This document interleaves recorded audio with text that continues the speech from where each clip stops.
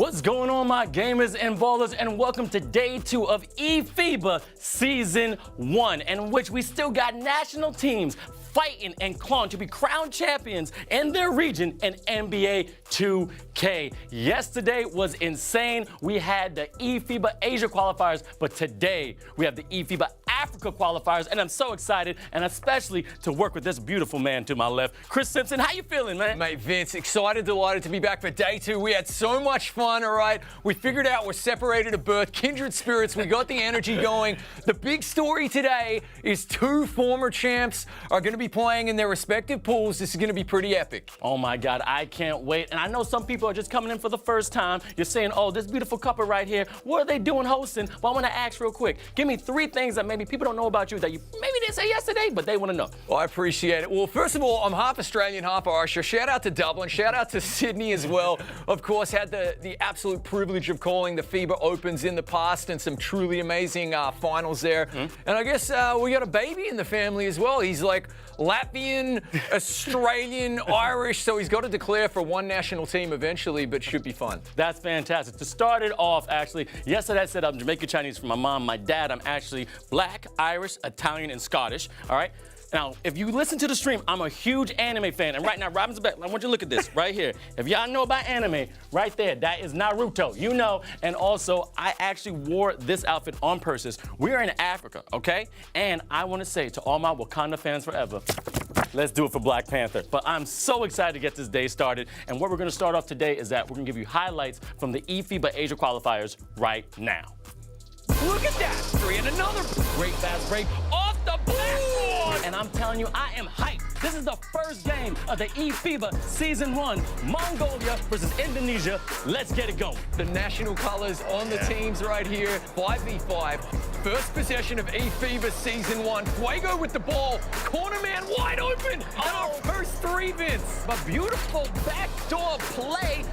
Fuego already activated, though, with a massive driving dunk. Oh, my word. Put that dunk on the highlight reel. Again, Fuego off the interception. Pressure defense and a big old dunk right there. Again, turnover point. Don't take the pedal off the gas. And bam! Air Jordan! Indonesia get that win. Indonesia versus the Philippines. Second game right here. And another baseline drive and a huge dunk. Instead of get the offensive 3-second right there. As we see the air. Oh, monster dunk by the Philippines. I want that as a replay. The Philippine team coming away with the big dub, Vince. Good job. Good job. I love you. I love you too, man. I love the Philippines. Stop, dunk. And then this man from Lebanon says, oh, you tried that? This great fast break off the blackboard. We need a replay, baby. Let me get another one. As the boards, I see you, big boy. You just, oh my God. What? Okay, that might be the dunk of the tournament, Vince. That was huge. So we're underway. Paolo working the open ball and an early 3. Wow, Saudi Arabia come out swinging. Awesome right there. Oh, off the mark, but that was a deep Steph Curry 3. Touching distance, we see a shot from halfway. He turned his back there, Vince. Oh my goodness. Lebanon just got absolutely destroyed by the Kingdom of Saudi Arabia.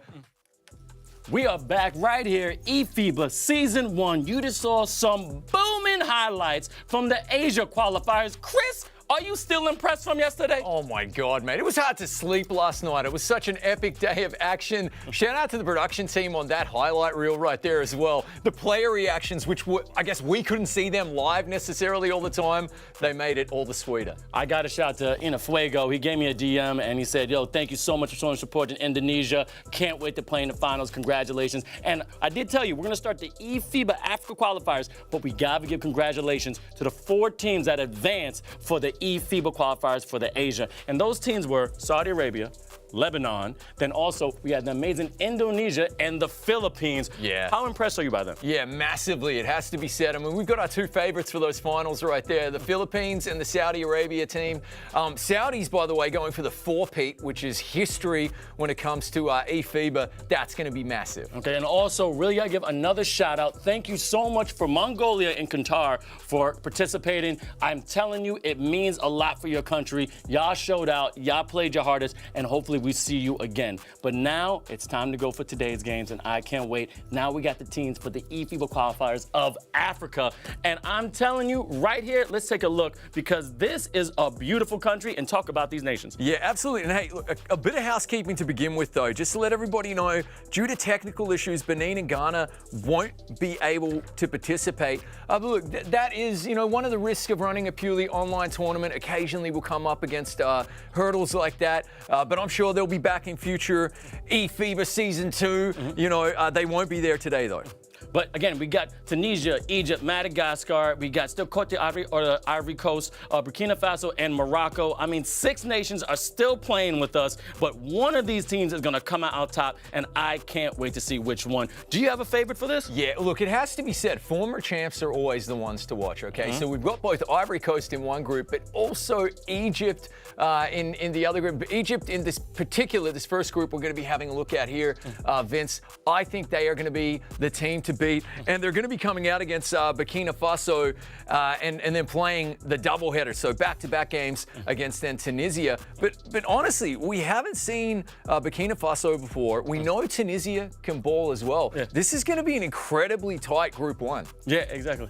Now, Group 1 is amazing, and we already got word that Egypt already won the first game against Burkina Faso. Again, you just told me experience versus inexperience, which again, we kind of expected, but we also going to see Faso later on in today, because this whole tournament is insane. But remember I told you how there's like 6 possible winners, because we broke up the different regions from Asia, Africa, Europe, and North America. Now, back real quick, with Asia, it's split into 2, Southeast Asia and Middle East, and with the America, it's going to be North America and South America. But here, with Africa, we split into 2 groups. You saw the first group. Yep. This is the second group right now that you're going to see. Madagascar versus Morocco to start over. Madagascar, then Côte d'Ivoire, and then Morocco versus the Ivory Coast or Côte d'Ivoire. Hope I'm pronouncing that right. But the Madagascar, the first game is going to be played offline. The next 2 are going to be online. And what can you predict from these? Yeah, look, first of all, your pronunciation was spot on, mate. Beautiful French. Le magnifique. However, Madagascar, they can ball, and then you got the former champs, which I already touched upon, in Ivory Coast.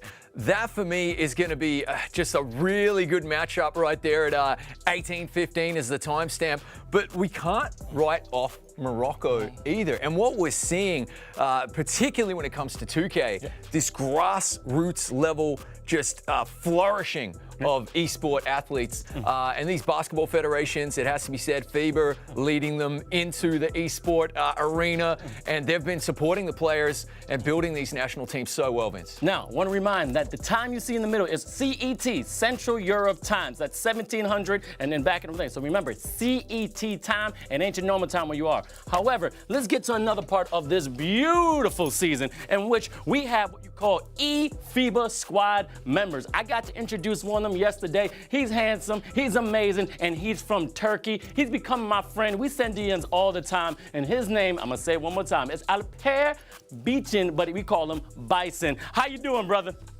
That's right. I'm fine. How you doing, man? You Fantastic. Oh, I'm doing great. I had to pronounce your name correctly for the people there in Turkey to give respect to your name. All right? You're doing amazing on that. Thank you so much. Now, what a day yesterday. It was insane. I got 2-part question. The first one, what was your impression from the games from the first Asia qualifiers? First of all, I have some notes on yesterday's games, and especially Indonesia's lockdown player, Tafo. He really impressed me yesterday. I think he's a great potential lockdown, and I would like to congrats the teams that went to finals. Exactly. And Philippines went crazy for J-Mac. We have a soundbite. He's saying I love you. Do you know why he's so famous over there? Like, I have no idea, but he's so sympathetic and lovely. The way when he said, like, I love you to you, we all laughed in our streams as well. It was a crazy moment. Oh my God, Salamat. I finally got thank you right. Now, you're an experienced eSport, eFIBA watcher. I see the gamer chair in the background. Is there any player we should watch out for today? Today, yes, of course. He's from Egypt. The Zayn ain't greening. He probably greening like crazy. He's like 17 years old, and he won like a couple tournaments last year. He actually won a national trophy with his football team in real life. So I think he will be doing good numbers today, and he's like a player to look today. That's fantastic. And you know what? I got one more question for you. It's a personal one, okay? We know about Chris, we know about me, but I want to know about you. Now, you're a gamer yourself. Do you have a gamer tag that people can follow and your favorite game and playing whatever console you have? It is actually same on every single thing in my life. Alper Bijan, my first name and my last name. I don't use like username, so it's my real name and last name. You can find me on every social media, every gamer tag is Alper Bijan. Oh. As you pronounce it very rightly. Thank you so much. It's fantastic. Can't wait to get more information about the tournament from you, brother. Okay, good luck, guys. See you. Peace out. All right, that was Alper, one of our eFIBA squad members. And now we have highlights from yesterday when it came to the e-qualifiers of the Asia. The eFIBA Season 1 is here. This year, the tournament will be split into 4 regions: Europe, Asia, Africa, and the Americas. From these regions, the nations will be playing 5 versus 5, with each position controlled by a player. This makes every player crucial for the success of the team. Everything tips off with the qualifiers, where 30 nations will participate trying to reach the finals of their region. In the qualifiers, nations are split into groups where they face each other once in a round-robin format.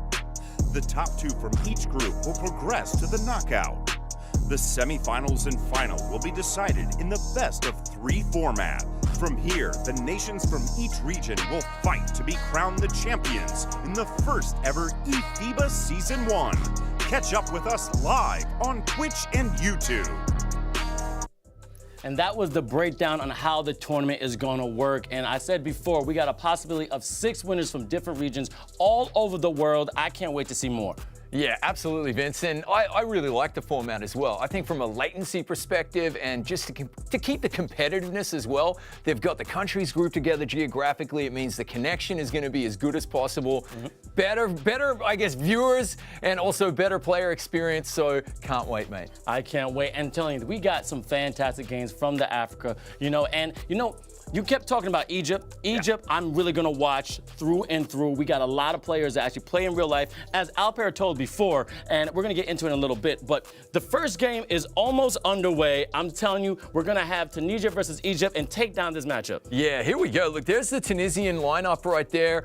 We got Momo, we got Air Max 1, Spartiats, and Black Jesus here, and then Reyes Zokar. And honestly, the Tunisian team, I'm hoping anyway that Air Max 1, especially with a name like Air Max 1, he's going to be Air Force 1 out there, the president leading this team. It's going to be really interesting to see who takes up the mantle for Tunisia. Absolutely. And now we have Egypt right here. We got Mohamed Younus. He's the captain. We're ready for him. Tahir Vo, anonymous dentist, found out he's actually a dental student, which is amazing. Fidget Snipes, which you talked about before. And last, Zine A. Greenan. And actually, Alper was talking about him, so make sure you keep eyes on that man from Egypt. Yeah, absolutely. I mean, it's always interesting when a young, up-and-coming player who is just hot hand joins the national team, and hopefully they just let him loose, out there, and he will be greening, dropping in those threes. It's going to be interesting to see, is he going to be their point guard sharpshooter? Is he going to be going from the corners? Can't wait to see the matchup. Absolutely. And now I'm bringing it back one more time. This is the iPad because we are live, baby. We're live on Twitch. We're live on YouTube, but also follow eFIBA_official on all different social media when it comes to Instagram,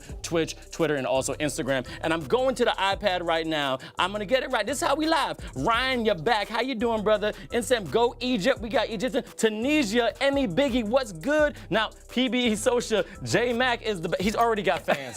Here we go. Philippines are playing today, okay? We got the Africa Cup, okay? This is Africa qualifiers. No, there's no Philippines, no Asia, but you know what? We got the love. And also, we're talking about Zamba saying that Yadi Twins is going to be a champion.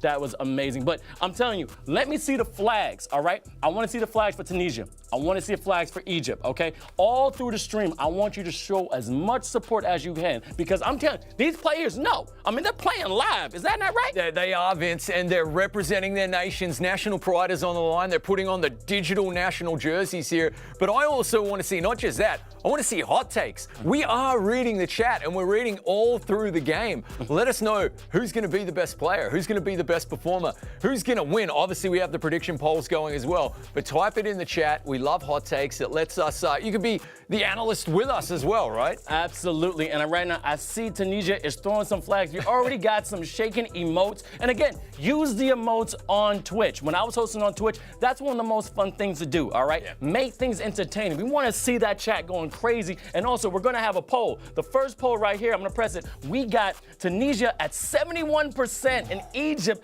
at 2%. We're saying that people are saying Tunisia's going to win. Why are they thinking Okay, well, listen, Vince, we come in, we do our pre-prod, we have our chats. We're staying at the same hotel, so we're hitting the gym together in the morning. We're having brekkie. We're looking at our player notes. We're making our predictions. But we were way off with one of them yesterday. We had someone come into chat and say, no. This is going to be a blowout, a 50-point win. And my God, it was. The Saudis won by 70 in the end, actually, even more than 50. So sometimes, chat, you know what's up more than we do. So let us know. All right. Now, as we already had a game played offline, so we have the standings from Group 1 from the eFIBA Africa Qualifiers. And as you see, Egypt is already up 1. Again, this may have been 2 technical difficulties because usually there's more points to there, but they're number 1 in the standings. And as you said, they're defending champs. All right. FIBA Open 3 was insane. And I'm telling you, that last game that I think you guys were talking about before was fantastic. I mean, you had Gabon, Ivory Coast, Tunisia, Madagascar, and Togo in that Africa conference.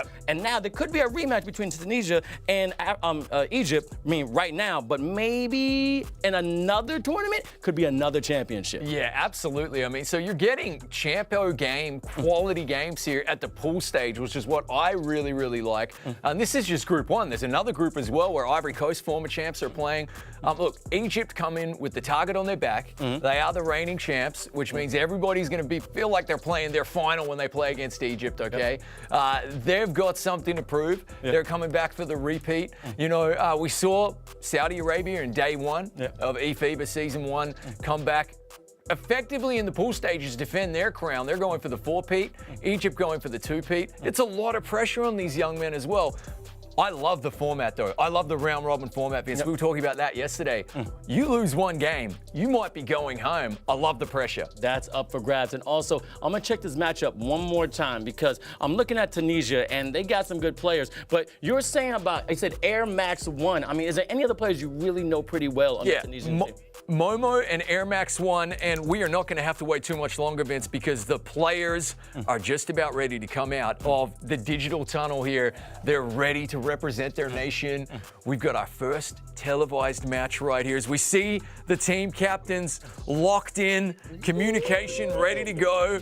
This is going to be pretty exciting stuff right there. And they both look pretty calm to me. What do you think, mate? Game faces? That's Mohammed right there. I can't wait to see him play. I mean, like I said, been trying to get in contact with these captains to see how they feel about being a part of this fantastic tournament that's from eFIBA Season 1. But they're ready to ball. So you know what? This is the first game of today of Day 2. eFIBA Season 1. Vince and Chris, it's time to get it going. So let's get this. Oh, my goodness. Look at Egypt. White and black, looking like the Brooklyn Nets. I love it. Absolutely. So it's going to be Tunisia here in the red, Egypt in the white jerseys, and this is Pro-Am mode, okay? 5v5, highly customizable, obviously avatars and jerseys, which is what makes it look so pretty out there, Vince. Absolutely. All right, we're about to get jump ball. We're going to start it off. Let's see who's going to get possession first, and that's Tunisia in the red. Beautiful. Oh, already starting with some swag. This is beautiful. Crossover right here, trying to keep control. Already open lane. Not rejected. Beautiful going through the contact for that 2-pointer. Yeah, he got the user-friendly roll right there. The happy rim. That's a happy rim right there, Vince. It's been, cuddled and put to bed at night. As we see Tunisia with a quick turnover, trying to just extend this early lead. Some good hustle there, though, from Egypt, just slowing things down defensively. And you can see they're working this pick and roll move as we see another big block right there. Ooh, rejection again. Matama would say, no, no, no, not today, but not in his house, because they're already starting strong. Beautiful, crazy pass out of bounds. Is that still in? No, that is crazy when it comes to the graphics here in NBA 2K. Yeah, absolutely. The motion capture in 2K, you know, if you blink and you might think you're actually watching the real basketball here, it's looking really, really good. But so far, kind of cagey. As I said, this is going to be a highly competitive group right here. Tunisia coming out and showing early on anyway that they mean business.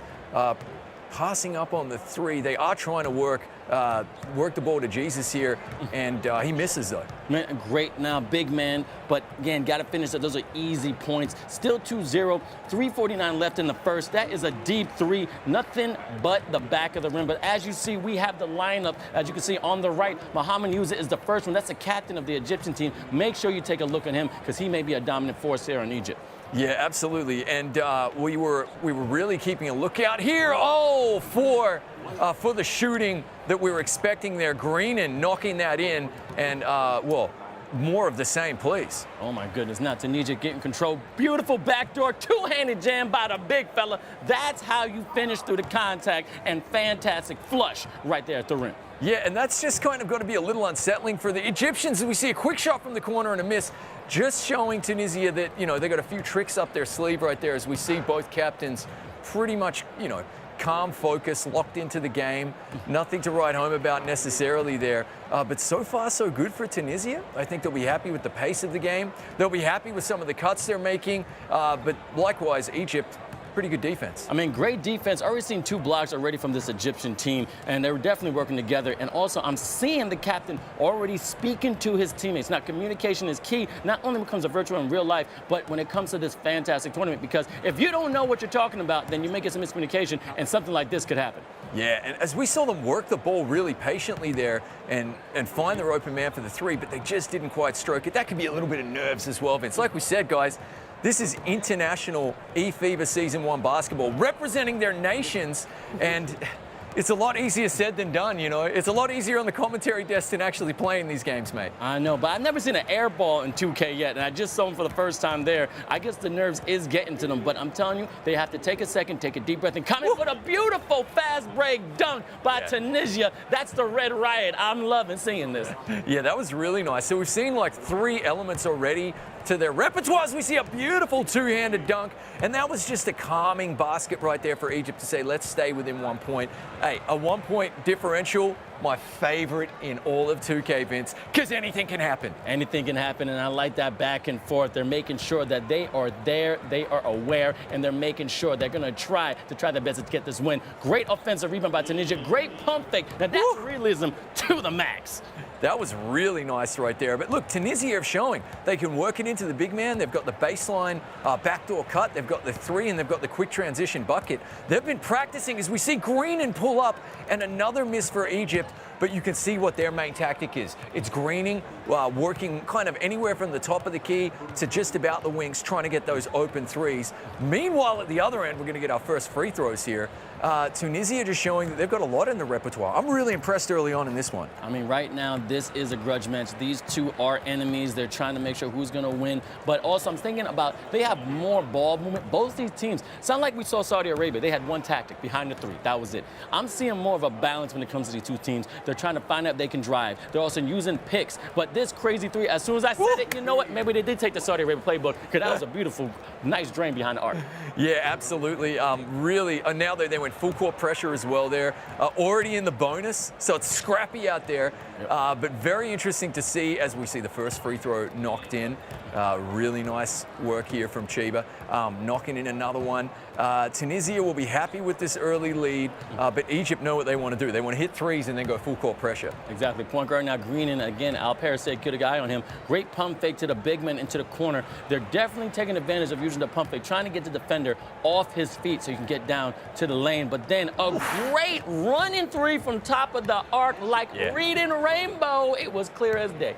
Yeah, look, Bison gave us the shout out. I mean, he warned us, watch out for Green, and he did his homework on that player. He's young, and he is getting ready to just come in here and rifle it as we see Tunisia bounce back with a 3 of their own. What's going on in the chat, Vince? I'm right now about to check it out. I see Tunisia has a lot of fans. I don't see many Egyptian fans that are tuning in. Let me see the flag. I got some Irish fans in here, which is interesting. And you always said you love the Afros. And also just a reminder, if you're on any kind of social media platform, please follow eFIBA_official on Twitter, TikTok, Twitch, and also Instagram. And beautiful pass, but could not finish it. Yeah, nice cut to the bucket there. And already we're at the end of the first quarter, Vince.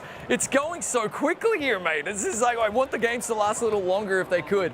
So far, so good. Tunisia. We did warn as we get another 3-pointer right there. Oh, look, and he's got the celly. He's flexing. He's looking at me. Are you not entertained? The Maximus moment right there. So far, so good in this one. We promised a good match, and that's what the folks are getting as we get a nice reverse dunk. Right in the face, like a FaceTime long-distance girlfriend. That was up close and personal, but digital. I'm telling you, and that was a behind-the-back two-handed slam. Great defense from Tunisia. I think right now they're getting the momentum. They're getting their groove. 17-14, pump fake from the corner. Looking right now, look at the slot. Oh, great D by Egypt. I spoke too soon. Yeah, and I just want to point something out. Both of these teams, beautiful pull-up right there. You got to hit that, though, at this level. Nice offensive board, kicks it back out. Both of these teams are rotating off the ball defensively really, really well, Vince. They are hustling, but Greenan missing an open 3 as well. You can see what Egypt's game plan is. They're just not quite stroking Green on those, but I think they're close as we get another reach-in foul. I mean, right now, again, they're very close. It's like being a real shooter. If you can hit the front of the rim, just give a little bit more time, never stop shooting. Shooters are going to shoot. Eventually, these shots will fall. You cannot lose confidence in your ability. You're here for a reason, but then the slammer, jammer, airwalking. Let's go, Tunisia. I'm loving this aggressive offense. Oh, the slammer, Alabama right there. Roll Tide, Vince. Roll Tide. Oh, listen, production crew, can we please get that dunk in the highlight reel as we go end-to-end off the front of the rim? That looked like me shooting out there, Vince. A little bit ugly. But, oh, my God, we got our first big dunk of day 2. Oh, absolutely. I think that was a little vengeance, but here coming back, oh, great body control, going right there to that beautiful layup, and then giving a little Sully saying, hey, yo, Egypt, we here, we ain't going nowhere, we up by 7. Really, really nice work here. It has to be said, Tunisia up by 7 early here in this game. Egypt, they got to wake up a little bit because 7 points can become 10 real quick. Let's see if Zionate Greenan can actually pull something up. But look at this. They're wearing him like a glove out there, that defender. Really, really nice stuff. Rotating well off the ball. 5 to shoot here. Could we see our first shot clock violation of the day? Yes! Oh, my word. Shot clock violation. If you're playing 2K bingo, there you go, guys. Tick that box. Called lockdown, amazing defense, and I want to get to the chat. Finally, some Egyptian fans are here. Hamada, LOL, what's going on? Omar Salama, 237. Egypt, but they're down by 7. They need more cheering because Tunisia is definitely putting in that dagger.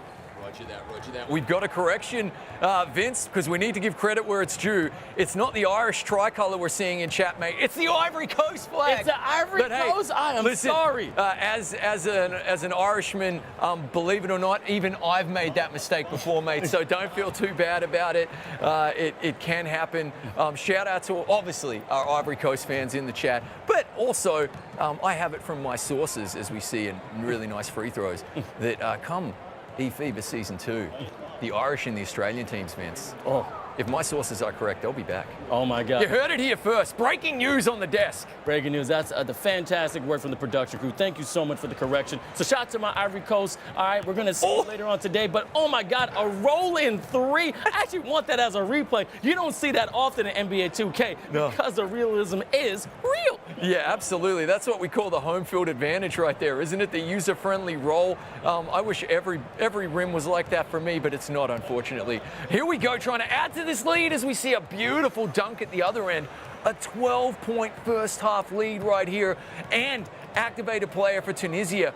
Everything going right for Tunisia as we see even better defense. Egypt, this is kind of approaching must-score territory because Tunisia are pulling away, mate. Exactly. That was Cheb 3 and 667, also known Mohamed Chibane. I'm telling you, the guard can fly. That was an air walker dunk. I'm seeing Tunisia, but Egypt right now trying to get some more control, trying to get back in the game. They're down, but they're not out, but off the mark from that three-pointer. Yeah, look, as we see the two teams come in right there, it has to be said, this Tunisian team, there hasn't necessarily been one player that's stepping up and making a name for himself, but we have seen Jesus here really working the boards, which I love to see that hustle, but a real team effort so far. Oh my God, it's actually absolutely amazing. Let's see this right here. Crossover, trying to get there. Egypt trying to get the right off the mark. Nope, that's not right. Okay, great full court pass. Sometimes we don't like that, but I think it made Tunisia's advantage. All right, on top of the key, giving some control, trying to find out what offense they're going to run, but great defense by Egypt. Yeah, absolutely. It's going to be Tunisia's ball here. They've still got 11 seconds on the clock. Under a minute left here in the first half. 2 activated players for Tunisia. Let's see if they've got an inbound play. Well, you know what? They just keep it really simple, but get rejected as well. Sometimes you don't need to pump fake. Sometimes just put it away, mate. Exactly. And also, I want you to act with the Pro-Am mode as well. You can get up to 6 players to each team. All right, you need 5, get to 6. So I'm noticing they're actually using the subs, which is beautiful. Can you get some fresh legs? Whew. Nice dunk there from Air Max, looking really good. Yeah, exactly. 6 national players in the squad. Don't forget that as well, on top of that, you've got coaching staff and statisticians. You've got a nutritional team as we see another missed three-pointer. And this has been the story so far of the game as we see end-to-end turnovers here. Egypt just not making their shots, it has to be said. That looked like an and one right there. That looked like an and one, but great visualization of the court, understanding that they're blocking this full court pass that Tunisia's trying to do. Every single time they see an open man, they're trying to do that football pass, but Egypt has found a way to stop it. They've been getting a lot of easy buckets. I'm talking about Tunisia when it comes to that play, because they're trying to make sure they take away the fast break. But boom, right there from the corner, off, but great offensive rebound and a foul, and it's going to go to the line. No, they're going to say there's no contact there. I'll tell you what, the Zebras are letting him play. Look, refs are people too, not really in 2K, but they're just letting them play out there. I don't hate it, but look at this, 33-19, end of the first half. The format is what's crucial here, Vince, okay? It's round robin in the pool stages. That means you lose one game, you might not be going to the finals. And point differential, as we saw yesterday, played a massive, massive role. So this is a big, big second half coming up here for Egypt. Don't forget, everybody at home, Egypt are the defending champions. So Tunisia pretty much said, come at me, bro, as we see a nice bucket here to start the second half from Egypt. Beautiful 3 leading scorers right now. Cheb from Tunisia and then Greenin from Egypt. Right there, 17 points each. Now, those are 2 right now, the outstanding players on each team. But I got to say, this has been a fantastic game, but I don't think the score replicates it. It's been great defense on both ends of the floor, but it's just Tunisia's pulling away with great threes and using their teammates as well as they can. And we got a big brain play right here. By the way, I'm loving the Rambo headbands on 3 of the Tunisian players as well right there. Big brain play. Why? Offensive 3-second violation. The big man in the paint right there. Now they'll get the inbound play and try to work some points. They've got 5 to shoot though, so not a lot of time. Working it down low, got to get the shot off, and he does. It's a big old dunk. That's a big man slam right there. That's when you know it. Mr. Black Jesus is right here. 8 rebounds, 8 points with 3 assists. He's all over the place. And then anything you can do, I can do better. I can do anything better than you. Right there, coming back, Egypt with the slam. Muhammad Yunus with a dunk of his own. Absolutely, the big man. Oh, we got out of bounds, Egypt's ball, so some full court pressure working well for Egypt right there. That was really, really nicely done. Now they want to try and turn this into some points, and if I know them, Zian ain't Greenin is probably going to work the top of the 3, excuse me, top of the key there for a 3, but he passes up, resets. They are definitely looking for 3 ball first and foremost. That's a deep one, rattles in and out, unlucky. Quick turnover yet again though for Egypt, and again a 3-pointer, fouled, so we're going to see 3 free throws at the line. Try saying that 5 times right there. Oh my goodness. You never want to foul anyone behind the arc. That is 3 free throws. And I've always said shots win games, but free throws win championships. And as you see right now, the big man with the fantastic dreads. I love the rainbow dreads. It's beautiful. But again, he's 1 for 3, showing that man he is a true big man in real life. Yeah, big man, missed free throw. But hey, you can't make them all, right, Vince? And here we go. Tunisia now, it feels like forever since they had the ball, but we see a nice dunk. I like it. High percentage shot. We already spoke about the repertoire in Tunisia's game. They're working it inside. They're working it outside. They've got the transition and they've got the backcourt cut, baseline cut, as we see good defense, but rattle home right there for Egypt. 10-point game coming up on halfway through the third right here.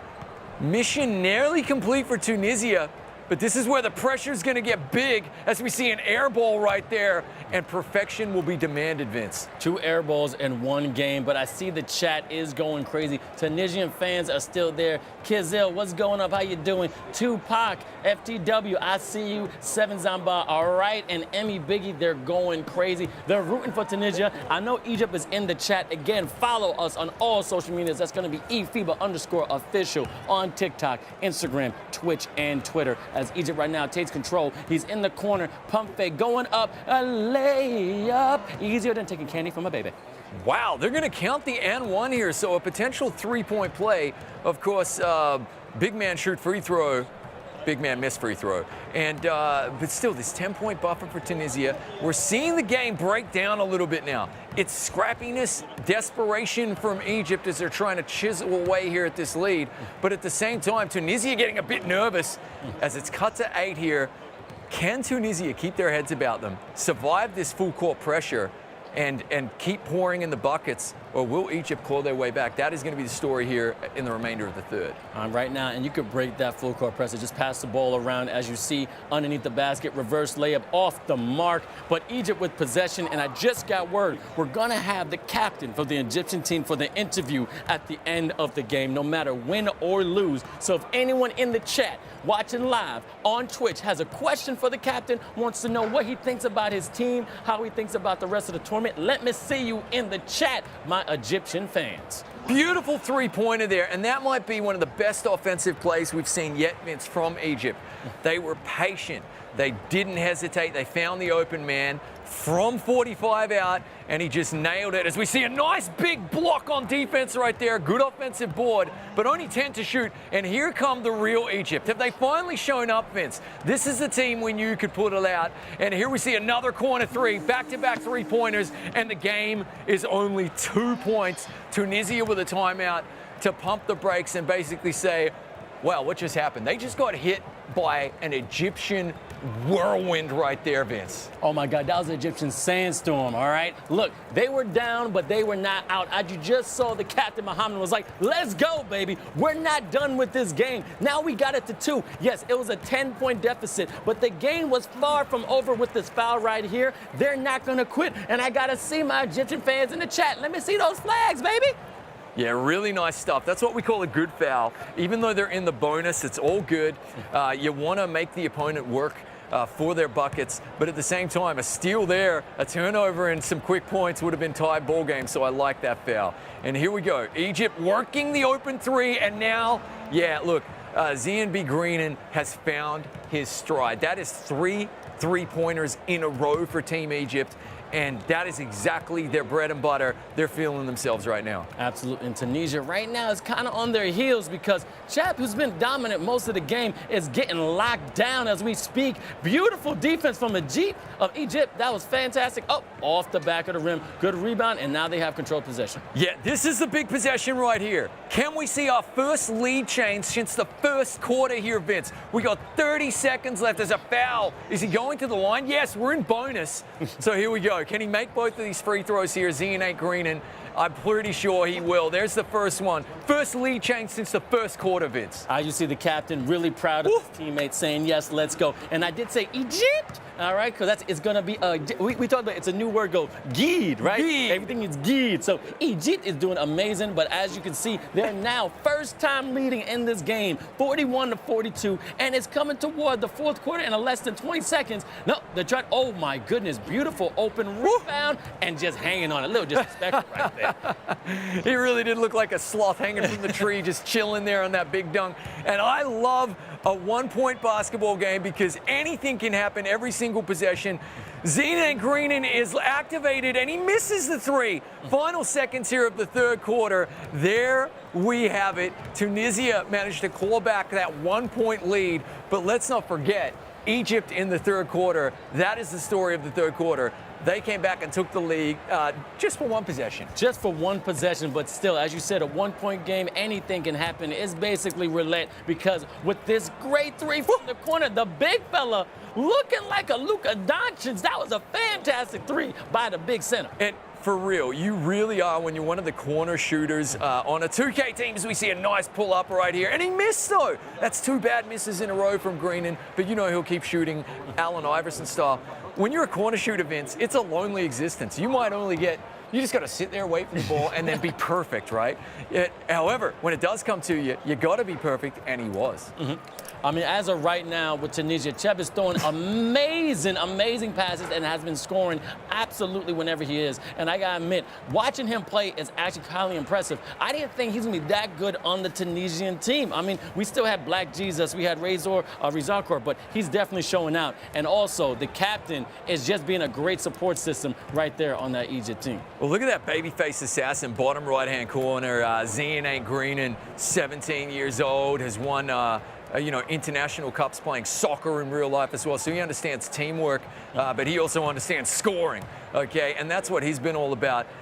This has been a whole bunch of points here in a row, really, from Tunisia. Good to see Egypt actually get a bucket there. But Tunisia, you know, they got knocked down, got right back up, and started scoring. But a big old three from the corner and a one-point game again here. It's coming down to the wire, Vince. Oh, you saw the big celebration from the captain, Mohammed. And I'm telling you, back to Zine Green, I'm telling you, this man also has been playing competitively for 6 years. He started playing NBA 2K 7 years ago. 6 years competitive. That's why he's been one of the best players right here. But actually tonight, Black Jesus on the Tunisian team, I just see 14 points, 12 rebounds, a double-double. We got some ballers today, Chris. Yeah, loving the double-double. That means he's really hustling. Zine Greenan, heavy weighs the crown when you're the shooter, man. I mean, but he is not back down. Look at him trying to work this shot.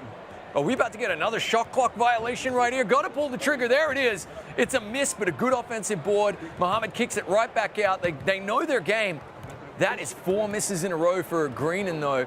Oh we my see a massive goodness. dunk. Woo, we need a replay on that. That was on 2 towers right there, going right through the defense saying, you're not blocking me because I'm Hulk. Smash and another smash by Egypt. Oh, it's getting fiery, Chris. It's going end to end, dunk to dunk. These poor rims, mate. They're going to need some Band-Aids after this one. They're getting battered out there. Really, really good game. A nice reach in. I don't hate this at all. They're not in the bonus. You're trying to get that ball back for your team. What can Tunisia work from the inbounds? I love a good inbound play, Vince. Absolutely. And right now I'm going to the chat. DMZ is back. He's the one that called that 50-point lead from Saudi Arabia. And he's saying that Egypt is going to win by 10. There is 2 minutes and 22 seconds left, DMZ. You really think Egypt can do that? But I see the love for Tunisia. They're going crazy. But this game is fiery as we speak.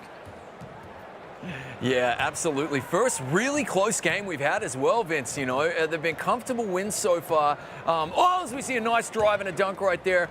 Mongolia did push Indonesia pretty close, but it felt like Indonesia were in the driver's seat for a long time. Zine Greenan, as you see, 9 from 20. He's got 7 assists as well. So the game flows through him for Egypt. Winning by 10? Mate, if they pull that off, then, DMZ can change his name to Nostradamus. That could be a bridge too far, though. I can't see them scoring 15 straight right here. But this is going to be a tight finish no matter what. And he really is taking the ball to the rim with authority. This is a Dunkapalooza back and forth. And you know what? It's not the big fellas, Duncan. It's the guards. It's the Derrick Roses. It's the Jamal Murrays. It's the dudes that are taking it up. And they're coming from the backcourt, going right to the front court, saying, look, we got the moves, we got the bungees, and we're showing out that we can also pulverize and pulverize, then posterize on everybody. Absolutely. Listen, it's Dunkapalooza, mate. All right. But the best bands are playing on the small stage right there. We got Muggsy Bogues getting hops out here, mate. Absolutely awesome. Thanks for taking me to Dunkapalooza, mate. This has been brilliant. Burning Man next. Okay, what can Egypt do here? Trying to tie the game up, trying to work the open ball. They had an opportunity to hit the corner there. They passed on it. 10 to shoot, 10 on the clock, working the ball inside. Got to put this up now. And a quick timeout for Egypt. Big brain play again, Vince. 3-second violation was on the way. Gotcha. Smart timeout. 7 seconds left when it comes to the shot clock. They're trying to get that tie, but they need to get some points. 1 minute and 12 is an eternity when it comes to NBA 2K. So why don't you use it to your advantage? And look, foul coming out from Tunisia, actually good foul because they're not at the line yet. Yeah, but it does push the shot clock back up to 14 seconds, so the pressure's off to Egypt from the time perspective. However, the inbound is picked off by Tunisia.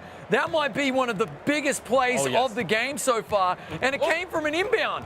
As we see, again, the big brains on display here. It's a timeout to stop himself from getting the backcourt violation. You got to use it. You can't take him with you when the game finishes. Really good stuff here from both teams. Okay, everybody relax, okay? Right now, my blood pressure's up. I need to get some pills because I got to get it down because it is 56 to 53. And actually, DMC just said it's going to go to OT. And then by 10, but after that, Skywalker dunk, the force is within him. I don't know if Egypt's coming back. Yeah, absolutely. It looked like Yoda getting the dunk out there as well, didn't it? So here we go. The pressure well and truly on Egypt. Every possession critical now. Big three-pointer dropped in, though, for Green, and he is coming in the clutch. It doesn't matter how many shots you've made or missed. If you're making them in the fourth quarter with less than a minute left, you are the man, the bomb. He's doing great right here. But now Tunisia have to answer with a bucket of their own. They're activated. Off-balance three, it missed. Oh, that was a crucial rebound right there. You need to get possession. Again, a little more than 10 seconds left. But the shot clock, but it has been a turnover. What is this, a timeout from Egypt? Oh, it looks like it's coming back. 25 seconds left in the fourth quarter. First game of eFIBA Season 1 Africa Qualifiers. I am hyped, Chris. I hope you are too. Yeah, mate, this is truly awesome. The timeout was such a good play. He was falling out of bounds, hit the timeout. The reflexes on display were epic. And now they have an opportunity. Just a 3-second differential between shot clock and game clock to tie it. Oh, what a block! That's a replay right there. That was probably one of the best defensive plays of today. That's massive. That's so huge. Huge block. That was to tie the game. And then an instant timeout again. So Tunisia get the ball all the way up the court. Egypt are probably going to foul right on the inbounds or try to get this steal here. Defense showing up. There's the foul as we expected. And now it's going to come down to, we're not in the bonus just yet. Very, very close, though. It's going to come down to free throw shooting. If they can't get the steal, if they can't get the foul, he's trying to pick the pocket there. They might have to do the flagrant foul. There we go. Very good. Oh my goodness. Right now, it's a timeout by Egypt. We have an interview with the captain of Egypt, win or lose. So everyone in the chat, if you have a question from him, let me know. But as you see, blood pressure high. This is the first game of today, all right? They got another game. But goodness, Tunisia, I got to give you credit's due. You're showing out. Now, let's see if you have ice in your veins to drop these free throws, and he does. Now it's a three-point game. This is it, and this right here might be for the win. He knocks it in. Very well done to Tunisia. They have withstood the Egyptian sandstorm here to finish this game, Vince. They are going to win by 4 points. Game number 1, eFIBA Season 1, Day 2 in Africa, and a massive, massive win for Tunisia, knocking off Egypt, the reigning champs. Oh my goodness. Now, my gamers and ballers, we do these interviews to see how these players feel after the game, win or lose, and we have been blessed to have the Egyptian captain, Mohammed, right here live. Can you hear me, brother? Yeah, I can hear you. I can hear you. Very, very hard game. Tunisia, very, very tough. How do you feel right now? I'm very sad. We must win. We take I take an easy shot. I take a block. The game go from my hand. I see the emotion, but I have to say one thing. Zing Greenan had over 30 points on your team. How proud are you of him right now? He's very good player, but he missed a lot of open shot. But he doing good, but he still have more. Yeah, gotcha, But man. I feel you. we start the game, everyone has a stress. We miss a lot. Gotcha, and I'm telling you. Now, Chris, I don't know about you. You have any questions for this man? Because you're the eFIBA expert. Well, mate, I guess the biggest question is going to be, what do you do in game number 2 you've got coming up a little bit later on? How do you turn it around? After we win against Burkina Faso, we're going for this game. We need to take the lead of the group, but I don't know what happened with us. Completely understandable. Thank you so much for joining us. I can't wait to see you again, and I think I'm saying shukran until the next game. All right, brother? Shukran. Okay, see you. Gotcha. Right back to you, Chris. Mate, appreciate it. We've got some epic highlights coming our way right here. In particular, first and foremost, Vince, we're going to be having a look at the highlights from the winners, Tunisia here, and all of the buckets they were able to pour in. It really was a fantastic game. Now, low scoring by the standards that, some might be used to, not 120 points, but when two really good teams who know each other very well go against each other, 60 points is a really good outing, and that was all they needed in the end. But as we're seeing here, they had a lot in their repertoire. They had the great dunks, they had the great shooting, they had the baseline cuts as well, and a couple of quick transition buckets. They kind of came out and just slapped Egypt in the face and said, come at me, bro. And honestly, Egypt just weren't ready for it to begin with. Now, that said, we also got an amazing comeback from Egypt. We're going to be seeing some highlights in a moment of that in the third quarter especially. That was when Egypt decided to say, okay, enough's enough. It's time to claw our way back. As you can see, the score getting closer here, and in the fourth, it was down to 4 points, and then 3 points. I mean, it was a tight finish, mate. We needed a breather. We needed an oxygen mask right there, because it came down to the wire, and eventually Tunisia with the 4-point win. A very tight game. You can see the pain right there in the Egyptian captain's face. Now, right now, I really think it was too fast and a lot of furious when it came to Tunisia. They came out hot. I mean, a 10-point deficit, but I gotta give credit where credit's due when it came to Egypt, because they clawed back. But as you see right here, these free throws were crucial. As you see, making these down, and I'm gonna say this over and over again for my real ballers out there. Shots win games, but free throws win championships, okay? They're free for a reason. A lot of people don't work on those because they don't think, oh, it's just 1 point there, 2 points there. But they have to know that then it starts to add up. Those 1 points become 3, 3 becomes 6, and before you know it, you lost the game. And what was fantastic was those free throws came directly after the massive block we saw, which is the previous highlight. That might have been the biggest block of the tournament so far here at eFIBA Season 1. Day number 2, the first game that we're broadcasting has not disappointed, Vince. It's been absolutely action-packed. I'm gonna see everybody in the chat. Tunisia fans are going insane. S. Dot, thank you so much, saying that, look, things have been going great. I mean, Ibigi just went, good luck for you guys next time. And I see Tunisia saying, GG's all over, good game, good games. And right now, I wanna go right here to the Egyptian highlight, because they also did a fantastic job coming back from a 10-point deficit. Right here, one of the first plays in the game, real quick, using that beautiful stroke, nothing but the ball in the net. Point guard, take it in control. Again, this running three is one of the most popular moves we see in NBA 2K. Yeah, look, Ziane Greenan was definitely the star of the show for Egypt, okay? And he is their shooter, scores a huge amount of their points as we're seeing here. He definitely has the skills. He's a young player. Bison gave us the shout out and said, look, watch this kid. He's going to go out and ball today. We heard from the captain there that he didn't make all of his threes.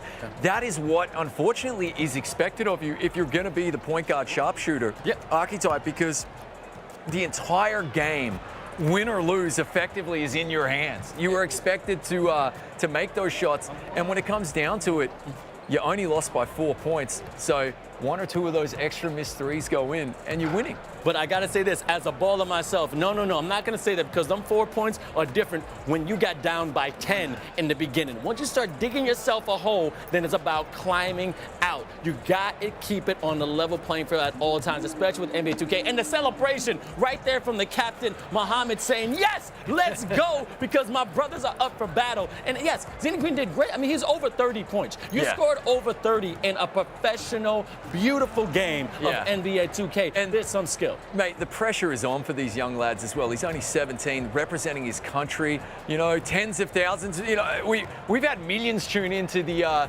eFIBA tournaments in previous editions as well. So the pressure is on. You can see what it meant to the captain right there. The third quarter was all about Egypt. They can hold their heads high. Yep. They did not take it lying down.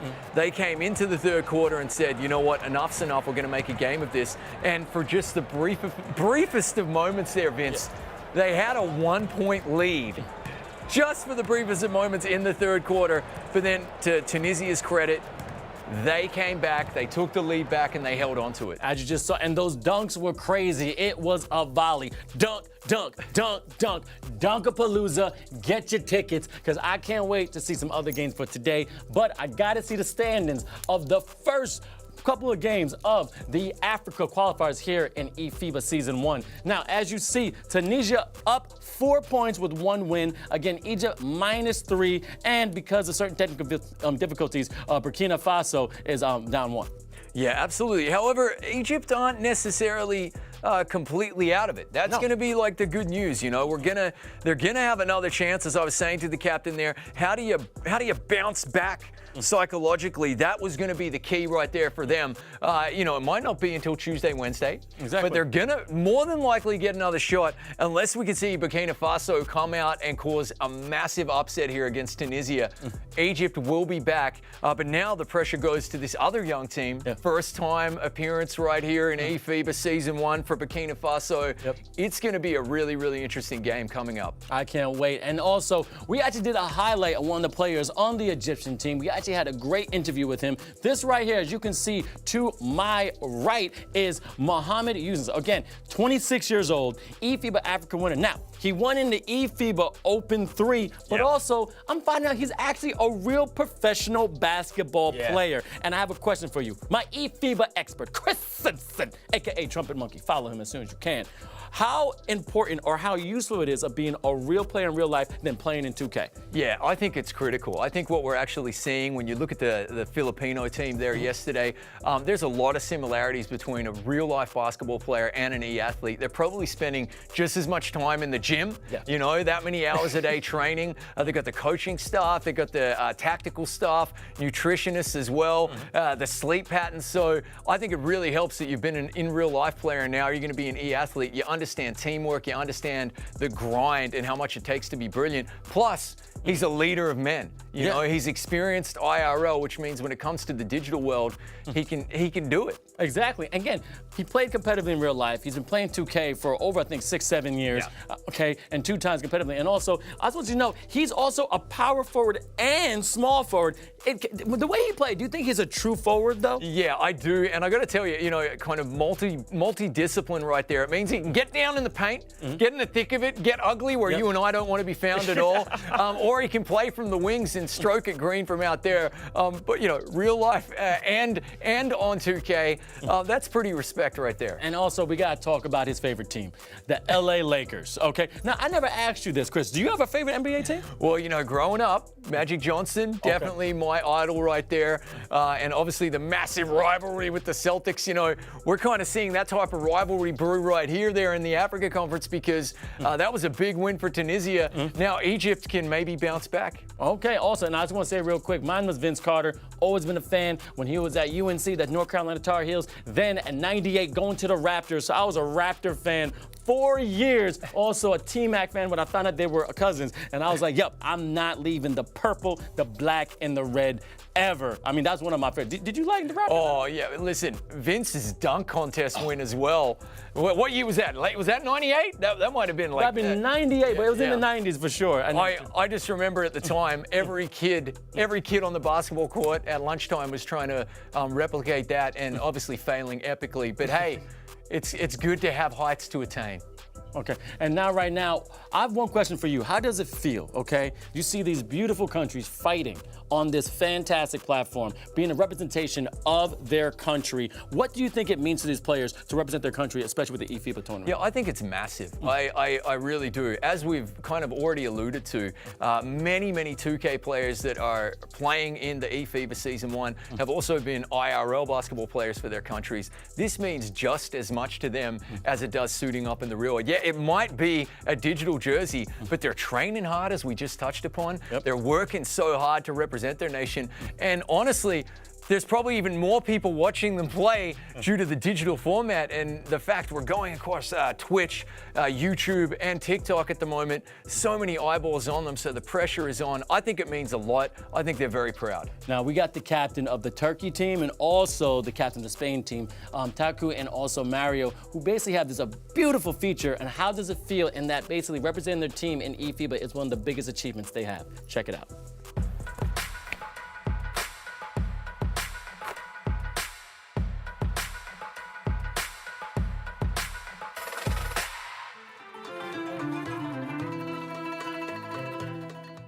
I am Tansu Aksoy from Turkish national team. I play as a small forward position. I am also the captain of the team. Can't make it happen. Tansu over to Kato, and Kato, of course. We won 2 championships in a row, and this will be our 3rd, hopefully. It will be a proud 3rd tournament for us. It will have some kind of impact on the eSport organization, both in Europe and also in Turkey. I think we will have much more support than normal this year from Federation, hopefully. So it has, it feels honoring. It feels, for us, it feels unique because it's national team. National teams are rare to happen. To be selected and to play in that tournament is like a unique thing.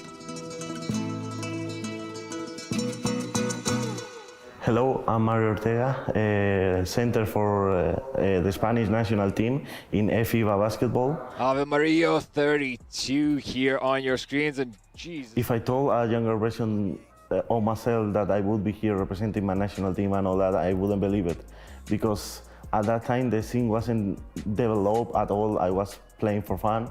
But now being representing my national team is huge for me. As Spanish, I think for the good or for the bad, we are so passionate of anything we do.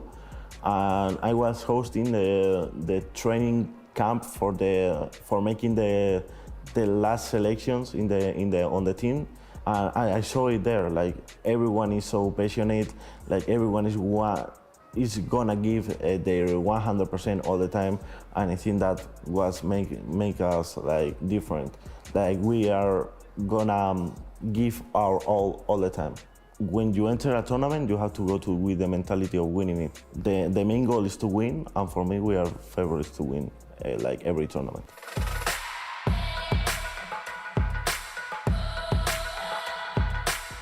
Tansu from Turkey, Mario from Spain. I mean, favorites to win, showing how much they love their country. That's true patriotism right there. That was an amazing. I really love that feature. And to let everybody know, eFIBA Season 3, 2 million viewers for the Spanish-English game. I mean, that's an old school rivalry, all right? You know, Queen Elizabeth, the Golden Age, the Spanish Armada. But 2 million views on Twitter, actually. That's where the broadcast went through. I woke up the next morning and was like, wow, what just happened? Did that really happen? 2 million views. So it shows you, you were asking just before the feature, what it means to represent the nation right there. I mean, they're at the Basketball Federation headquarters right there for their respective countries. Massive, massive stuff. Muchas gracias to that. I know a little bit of Spanish, a little bit of Espanol, but also a little shuffle in the schedule right now. So we have another matchup that I'm very excited from Group 2, okay? Madagascar versus Morocco, as you see, coming right here, 17:15, again, CET time, but again, we're going a little ahead because it was a shuffle in the schedule. Really excited to see them come out, and then also after that, we're gonna have Madagascar versus Côte d'Ivoire, the Ivory Coast, and again, apologize of mixing up the flags. I thought it was the Irish flag, but it's really the Ivory Coast, and lastly, we're gonna close out from Group 2, Morocco versus the Ivory Coast. What can you say about this group, Chris? Yeah, once again, I think we're going to have an incredibly tight group right here, Vince. The key is the fact that Ivory Coast are former champs, but we know Madagascar can hang with them based on previous tournaments anyway. Yes. Okay, and Morocco, esports and gaming, in particular in these kind of, across all Africa, but definitely the North African nations are really, really popular. So we're seeing, and also supported at a grassroots level. So we're seeing teenagers being encouraged. We're seeing the structure in place to train, to perfect, to become great. We're seeing coaches and really fantastic entire apparatuses being built by these national basketball federations. This is going to be really tight. Any one of these teams could take it. All right, but now let's check out these matchups from these two fantastic teams. And as you see, on the top is Madagascar. Take it away, Chris. Yeah, here we go. So look, Ranto, Andri, Mr. I Don't Play, Rover Andri, Joyce 7, and Drano. And Drano is a name that I am familiar with because, mate, he likes to drain those threes. Oh, God, he is the captain. And talking about Morocco, as you can see, we got Iskadari, Osama 96, It's Mamao, and Proto 94, and Sharif X. I'm excited to see all these players. I was actually looking forward to seeing Obito Uchiwa, but he's not there right now. He might have been subbed out. I'm going to watch out for Skyri 97. I mean, the one thing I do know is about the Moroccan team, they're new in my mind, but I think they're going to come out firing. Yeah, absolutely. I mentioned that grassroots level, so you might not have seen them play before, but don't be surprised if they come out and they are working the meta. They've got the perfect avatar builds, and they just come up and basically say, let's go. We're the new kids on the block. We've got everything to win, nothing to lose, Vince. That's exactly what we could see right here. Now let's go to the chat right here on Twitch. I'm seeing the Ivory Coast. Bonjour. I found out French is like the main language over there. I really appreciate it. Okay, the time zone we're in CET, but I see from the Ivory Coast, Yellum Next is saying, let's go Ivory Coast. We got some more flags coming in. I appreciate y'all. And also, people are saying they're from just Georgia in the house. Georgia's here. And also Canada. SS Dots is from Canada. How you doing, A? All right, I'm just right below you. I'm from New York, so I know it feels it's kind of cold out there, but I appreciate y'all. And I want to see y'all in the chat because just found out we are ready to start the second game of the day, the first game from Group 2. And I'm telling you, bonjour for my Ivory Coast and maona for Madagascar. I know a little about it. Let's get it started, y'all. And as you see, the captains are ready and they look fierce. Well, to quote the Canadian in chat there, we're about to find out what it's all about, okay? Because this game is going to be absolutely epic. I can't wait. We've said as well, Madagascar can hang with Ivory Coast. Ivory Coast are former champions. There's Madagascar in the red, okay? And so this, I'm expecting fireworks. I'm expecting another low-scoring affair, a cagey affair, Vince. This could be 60, 50, 60 points and not too much in it. Now, you're an eFIBA expert right now. Madagascar, but Morocco is also in the red as well. Okay, this is Morocco. All right, so this is crazy for me. I don't know what's going to happen. This is going to be insane. Yeah, this is interesting. Probably what I would refer to as the commentator's worst nightmare. As, yeah, excuse me. Okay. This is going to be a little crazy because right now I can hardly take it. All right. There's a little bit of a delay. Again, we've talked about this before. Yeah. Sometimes we get something with the internet and then it just won't go right. But we're going to get back to you as soon as we can. Really excited to see how this match is going to be with two different teams with the same color jersey. Yeah, so Vince, what we're hearing there from production is, again, a slight communication issue between the two teams. There is going to be a restart momentarily, folks. Apologies for the failure to launch right there, the false start. But we are taking off here. We are going into the outer stratosphere, into outer space. But there will be slightly different colored jerseys. Okay. And look, thank the 2K gods for that, Vince, because we were going to have a pretty hard time calling that game with two red jerseys. What are they trying to do? Give us a heart attack on the desk? But so look, momentarily, Madagascar, Ivory Coast will be right back. It should be very cool. Madagascar, that's going to be Madagascar and Morocco. Oh, excuse me. Sorry, yes. Morocco, yeah, so that's what it is. I mean, but the one thing I know with Madagascar, I got to say, shout out to them. They're playing 3x3, which is great. They came first in the Africa Cup. But when he talks to the players, you talk about Adrian Adrano. Now, this man is a captain. He's played 2K for over 10 years, okay? 2 years competitively. And just let you know, as a captain, Chicago Bulls, favorite team. You talk about that Jordan team, Scottie Pippen, you know, my man Dennis Rodman, and he keeps it going. His favorite player, Steph Curry. Then he's a recent graduate of the University of Maryland with a Bachelor of Arts in Criminology and Criminal Justice. His hobbies, I think I love this man, is watching anime and playing basketball. You're a man after my own heart. And also, he played 4 years of varsity basketball and lacrosse, and that was about 6-10 years ago. Yeah, absolutely. I mean, look, played varsity level. That's to be respected as well, especially when it comes to basketball. Criminology and anime, that would make for a pretty awesome crossover. Law and Order anime. Oh, yeah. Would you watch that, mate? No, except what I love about that is he competed at a really high level when it comes to high school sports as well. So he knows what it takes to actually be great. He realizes he's got to get in the gym and train. And of course, you know, if he studied criminology, he's smart. He's got book smarts as well. An intelligent team captain right there who's going to be leading these men. But yes, of course, Madagascar, Morocco. My apologies, had the wrong game. I was getting excited right there. That's all right. This one is going to be really, really interesting. This might even be a tighter game than Madagascar, Ivory Coast. Okay, gotcha. And also, let's see the lineup one more time because I want to talk about some more players against Madagascar. Now, before we got this game started, we asked some of these players from some crucial questions, okay? Sadly, we got a little bit from Morocco, but from Madagascar, we also talk about the one and only Frankie Anderson with Daisy. He's the Mr. Don't Play right now, second from the top. And this man's favorite team is OKC, okay, the Oklahoma Thunder. Steven Adams is his favorite player, man, big, strong one. And 15 years he has been playing NBA 2K as a shooting guard. His rival said is Egypt. The African 2K Esports FIBA Championship, that's what he's saying he's went. And also played soccer, football, my respect, basketball.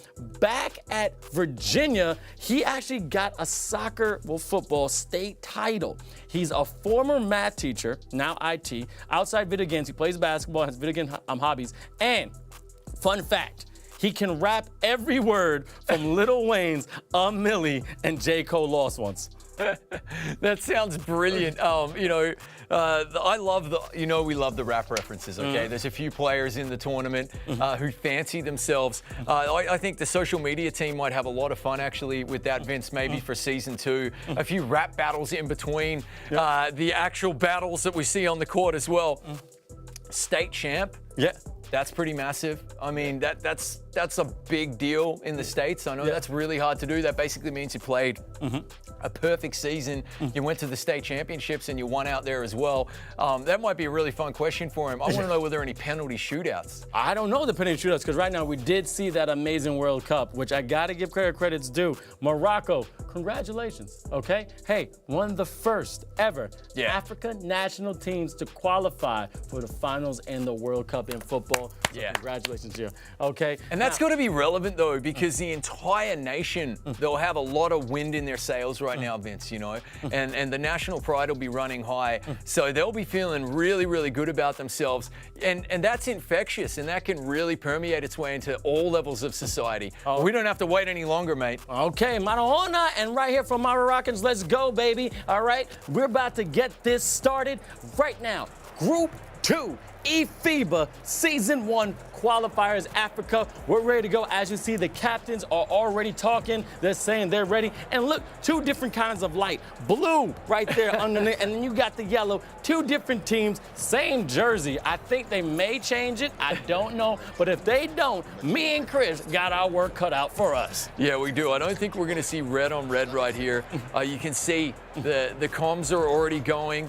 This is going to be, I love the format of this tournament. We've already touched upon this, Vince. Yep. Round robin, you lose one game, you might be going home. So the pressure is on these young men representing their nations.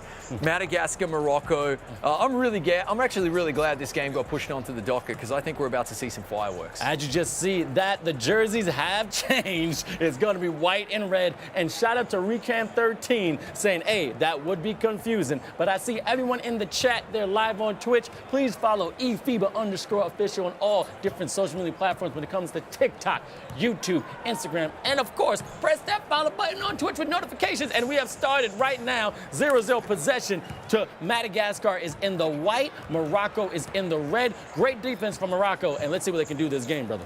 Yeah, here we go, mate. This is going to be really, really exciting stuff. We already saw one of the best blocks of the tournament right there, actually. That was a lot of fun. And here we go. So Morocco working the open man. They could have had 2 shots there, and he strokes it in. Morocco on the board first here with a massive, massive three-pointer. We know that Madagascar can definitely shoot the lights out as well. Trying to work that corner shot. The ball, nearly stolen right there.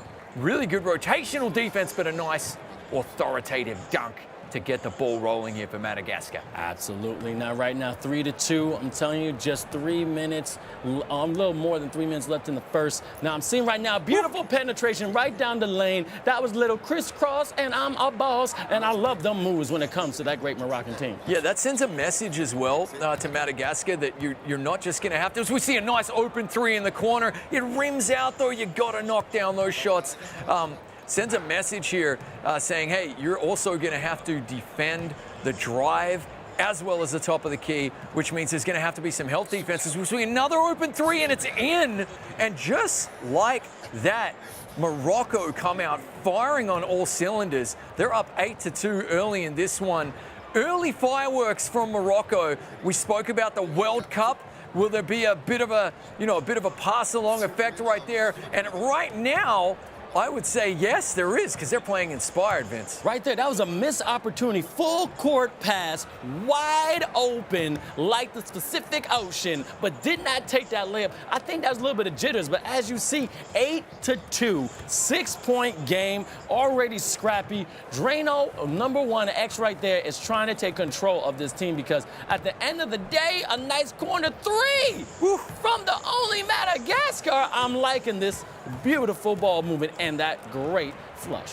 Well, there we go. Yeah, that was a gorgeous shot right there, and that's got to be have a calming effect, you would hope, as they see great ball rotation here and really good rotation defensively, it has to be said as well, from Madagascar. But Morocco showing that they've got a game plan and they're sticking to it. You can see the tactics. It is a lot of ball movement. It's try to find the open shooter, and then if not, take your high percentage shot. And Madagascar down the other end of the court doing exactly the same thing. Exactly. Now, right now, Morocco passing it to the corner, right off the mark. Good pass, fake, pump fake, great ball movement, trying to get the open man right down the middle. I saw that happen. Slammer-jammer time. Ooh, baby. Get the rim bandit. All right, this is actually great. Okay, Madagascar, all right, trying to touch back, point guard after point guard. Great crossover. All right, man, beautiful shuttle pass to the corner, but then off the mark, and then a foul. So it's not going to be a shooting foul, just going to be on the floor. So 12-7. Again, minute 53, right left in the first. I'm liking the white beard, looking like Santa Claus in the corner, and then right takes his time. Nice floaty, but off the mark. Yeah, absolutely. That floaty's sinking, mate, as we see an easy bucket at the other end. And again, Morocco just saying, we'll take the points that are on offer, and it adds to this impressive lead. This has been a really good start from Morocco. The story of this game so far, the solid start from Morocco, and Madagascar just caught off guard a tiny bit. It's a lot like what happened between Egypt and Tunisia. It's kind of repeating itself right here as we see a new challenger and a big missed dunk right there. Out of bounds, Madagascar ball. If that dunk went through, that would have raised morale for Morocco because that point guard was flying and it would have been on the big center of Madagascar. But as you see, Madagascar definitely using where their strengths are. A nice long 3, but off the mark. Yeah, a bit ugly. I feel like Madagascar, as we see a nice double pump, two-handed dunk there from Morocco. Madagascar, I definitely feel as though the nerves just getting to them a little bit here. The captain just needs to get in everybody's ear and say, guys, calm down, go back to the game plan, everything's going to be fine, work your open shots, pass the ball around, and just relax a little bit. But a quick turnover here, Morocco, they're calm as cucumbers and playing really, really well so far as we see another big Sonic the Hedgehog dunk down low for Morocco. Gotcha. And you hear right now the captain talking to his team, seeing what's really going to go down. And correct me if I'm wrong, this is Morocco's first time in an eFIBA tournament because Madagascar came in FIBA Open 3, so they got some experience. But Morocco is showing that they should be here. Great defense, but right there, a two-handed slammer-jammer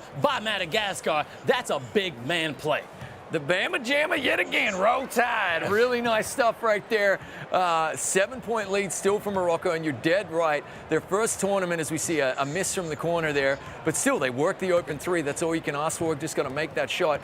So, yeah, nothing to lose, everything to gain. I'm really impressed with their game so far. You can see they've done the homework. As we have a couple of players activated, it looks like for Madagascar, though. Exactly. Now, let's see right here. Actually, Madagascar has, I just see about two players are activated right now. One for Madagascar, one for Morocco. I mean, they couldn't have lost it, but as you see, Madagascar trying to take control. Again, point guard versus point guard. Great screen on the top, but right into traffic. This is beautiful defense by Morocco. Clogging the passing lanes, knowing exactly where to be, keeping the offensive player in front of you, but you couldn't stop the three when you got that good teamwork right there. Yeah, they had about 3 open threes they could have taken there. They settled for the third, in fairness, and at least they hit it. You can see, I feel as though the nerves are just getting to them ever so slightly. Defensive 3-second violation, which means you get the 1 free throw and the inbound ball as well here. Madagascar getting a little bit nervous. The new kids on the block showing they can hang, showing they belong here, and playing out of their mind right now. It's really good stuff. Absolutely, and I'm so glad. Oh, great mid-range. I always said the mid-range is a lost art in real life and in 2K because everybody either wants to be Steph Curry or Ja Morant. You want to shoot behind the arc or you want to dunk on somebody. But 2 points is 2 points, and that's a high percentage shot. People take advantage. Right here, Mercer Ibaka, when it comes to Morocco, no basketball, dunk, let's get it going, a thunder slam. Yeah, that was really nice. Just an open 3 step back. Again, Madagascar is falling asleep for like a second on defense and Morocco taking advantage. They have done their homework. They've studied the tape. They've studied the film as we see a hand in the passing lane and potentially, nobody is going to catch the ball right there. That's a quick ball. All right, 8-point lead right now, Morocco, 24-16, 3:44 left in the second. I'm telling you, I am very impressed by this Moroccan team. They're using their strengths. Right now, 2 players activated off the mark. That was great defense from Madagascar. Yeah, really good stuff there. Madagascar needed that stop, and they've got to find some points if they can here. Again, activated players on both sides, but they're not necessarily utilizing them, which is, again, interesting. It just feels as though the captains have to rein in both the teams. If you're Morocco, the question is, guys, we're winning. More of the same. And then, as we see an ugly foul. He's going to send him to the line. And Madagascar, calm down. We've been here before. We've played well before. Let's find ourselves. As we see a missed free throw here from Drano, who is a guy, it's cursed to the commentator. I said he'd be shooting the lights out. He makes the second one. They've been here before. Calm down, relax, stick to your game plan. Everything will be all right. Exactly. And right now, going to the chat, we got Pikachu. What's going on? We got some flames in the chat. And also, we got Omar Sama. I see you in 2K Pro-Am. You're saying there's a lot more mid-range in some posts. Yeah, as he says, in 2K League and Comfort, there's a lot more mid-range in some posts. And I did speak about that. You got to use that to your advantage because 2 points is 2 points. And again, follow eFIBA_official on all different social media platforms when it comes from TikTok, Instagram, Twitch, and Twitter. Yeah, here we go. And just great defense here. They got to get the ball off. Charging foul. Yeah, I thought, there you go. Okay, so if you are playing 2K Bingo at home, we've had our first shot clock violation of the day, and we've had our first charging call of the day as well. So tick those boxes, guys. Really, really great defense from Morocco as he goes in for the finger roll. Low percentage shot when you're going up against 2 big men like that. And their archetype builds with the contested shots. Working the open 3, that's more like it if you're Madagascar. That was a must-have 3, and they had it, Vince. Absolutely. And real quick, I want to go to a chat. There actually was a question about Ghana and Benin. I just want to say, sadly, due to some technical difficulties, Ghana and Benin are not participating, okay? They did drop out, but we still got so many more games for you right here in eFIBA Season 1, live on Twitch and YouTube. And as you see, Madagascar controlling the ball, going here from the inside, contested. Oh, man, that's a great defense because they were just rushing that offense, and you saw that turnover. Yeah, that is back-to-back massive defense defensive stance by this Moroccan team. Just as it felt like Madagascar were finding like a foot in the door, they just slammed it shut and said no. And so now what we're looking at is Madagascar have had the ball for 2 possessions in a row and not scored. Meanwhile, at the other end, Morocco have then scored in the last 3 possessions they've had. And look at the score now. It's an 11-point lead, just pulling away a little bit. It's kind of getting to the point where Madagascar need a bucket, you know, like they need water in the desert here. Water in the desert because they're thirsty. They are parched. But that was almost an alley-oop, but failed. And then here it is, up and out. Great rebound by Morocco. Beautiful cross point. Left them goodness like a bad relationship. So, shout out to my man Kyle Montgomery. That's one of his favorite sayings. Left them like a bad relationship, but that was a beautiful play. Yeah, it was, but that's 4 possessions now. No points for Madagascar. And it's getting desperate out here as we see a drive and another miss. And here come Morocco trying to make the most of it with another bucket, and the lead is 15. Just like that, you blink and you miss it. That's the last 90 seconds, and they've extended the lead to 15 events. Absolutely. Now, Revo Hasina, I am seeing some Madagascar flags in the chat. Let's see your support. And I guess that flag helped because that beautiful mid-range just activated one of your players. Oh, mate, they were desperate. They needed those points. Hey, you can't look at the mountain. It's 1 possession, 1 play at a time. As he leaves the man wide open, miss. Okay, if that had gone in, I would have been, you know, loudly impressed, not even quietly impressed. 28 seconds left here in the first half. You want to see some positive play here from Madagascar to drop in a bucket or 2 to get themselves back within range. It's all Morocco here so far in this one. Starting to feel like an Egypt-Tunisia, you know, replay. I'm having some deja vu right now because they're in and they're not out. And as they play good defense here, all right, they scored it on Morocco. Morocco got that score, but Madagascar still got some time in a whole second half because right now it's going to be about 5 seconds, and I think they're going to save for the last play of the half, and it's up and down. Yeah. That's how you go in the tunnel for a halftime because now you got some more confidence, and I'm telling you, you got to stay tuned to this game. They're not out, and they're ready to ball. Yeah, that was a big-time 3. They really, really needed that. They're still finding themselves down by 12 points right here, Vince. However, just like in real-life basketball, quite often games are won and lost in the third, okay? Yep. The beginning of the second half is crucial. We saw Egypt come back and take the lead from Tunisia in the third quarter of their match. Tunisia then pulled back out and got the dub. What can Madagascar do? It really is just high-stakes stuff right here. High-stakes stuff right now, and if you saw right there, I Don't Play has 7 points, but XO Mass right there has 15 points. When I'm telling you, this man on Morocco is playing his backside off, and I love seeing it. We're just seeing too many misses. We really are. Madagascar are not stroking it green. Look, it's easier said than done. I'm not being negative as we see a huge 3 down the other end from Morocco. The bright lights are on. You're playing for your nation, okay? The pressure is on. Lots of people watching across not just Twitch. We got YouTube, we got TikTok as well. Big audience watching as we see a huge power dunk right there. A shout out to the production crew. We need that highlight right there, Vince. That was massive. Lots of people watching. The pressure is on. And it's a lot easier said than done, and a lot of pressure on these young men. Absolutely, but man, after that aggressive play, they're coming down 13 points. Another slammer jammer. I'm telling you, they're creeping back, but again, they're just saying anything you could do, I could do better, and that was fantastic. Yeah, absolutely. So what we're seeing there is quick buckets. So the tactic, in that regard, as we see a beautiful 3, look, there's top of the key tactic, all right, and your sharpshooting point guard. As we're seeing, shots nearly from halfway. What we're seeing here from Madagascar is they're turning to their quick transition bucket, high percentage shot under the hoop tactic, which can work. What we saw from Tunisia earlier today, as we see a nice drive and dunk right there, is all 4 of the repertoire. We saw the corner shots, we saw the baseline drive, we saw top of the key play, as well as the transition bucket. Madagascar right now turning to the quick transition tactic That's what you do when you're out of time and you need some points. Exactly. And real quick, if you're just tuning in, this is eFIBA Season 1. This right here is the Africa Qualifiers. The countries are still in right now because Benin and Ghana are now out due to technical difficulties. But we do have Burkina Faso, Côte d'Ivoire, the Ivory Coast, Egypt, Madagascar, Morocco, and Tunisia. But as you see right now, we're watching Morocco versus Madagascar with a full transition play. I'm loving this chemistry. Yeah, that was awesome to see right there as we see an open three and it rattles out.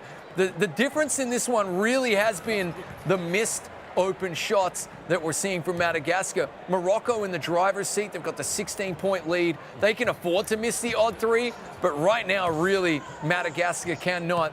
2 points aren't going to cut it. Nope, but that play was teamwork one-on-one. Pass, then let it go. I'm telling you, I remember the old school movie Hoosiers. 1, 2, 3, let it fly. And that's exactly what they're doing. But great offensive rebound by Morocco. Pump fake, he hesitated, but still hitting to the bottom of the net. Great sharp shooting, baby. Yeah, and they're just, look, the discipline is just waning a little bit for Madagascar defensively as well. That is tactically unsound defense. You got to hustle like Russell down there. You can't be leaving sharpshooters open. And Madagascar know it. They're taking a timeout. They're down by 20 here, Vince. Pulling away right here, Morocco. There was going to be a little saying going to say 17 points ain't that bad because it ain't 20, but it also is right next to 15 and you can still claw back. But when you get back-to-back threes, that's just getting a slice by Samurai Sword and pouring that salt in that wound because right now they're feeling the burn. Yeah, that one hurts. Okay, the one positive I will say from Madagascar right here is we see another beautiful dunk right there from Morocco, just pouring it in right now. Morocco, it feels like mentally they're just in the zone. It really is, it's free-flowing champagne basketball out there. And look at the defensive hustle. Pump the brakes right here, work the open man.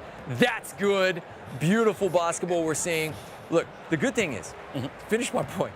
Madagascar, the game's just going so quickly. Yeah, it is. Madagascar, all these mistakes they're making are coachable. They're fixable. You know, you got to hustle a bit more on defense, and then you got to make your open threes, and they're right back in this one. But again, right now, it's all about communication. I mean, I think right now Madagascar's in the heads right there. Again, I don't think they're communicating enough. You have headsets, okay? You can talk to your players while you are playing this game. It's about teamwork, all right? It may be virtual. You're not right next to them, but virtually, they're right beside you because you can hear them in the air. And they have to start speaking a little bit more, saying, yo, I'm open in the corner. Oh, man, I'm cutting because Morocco can't hear you. But Madagascar may have a chance to come back in this game, but it might be like getting hit by lightning. Yeah, well, the one cool thing about this production is the audience can hear the captains. See a drive and a miss and a good board and another miss and another offensive board. Time is their friend, right? Love that Sonic the Hedgehog hair right there. We've got 3 activated players. Count them. 1, 2, 3 from Morocco. Another 3-pointer rattles home.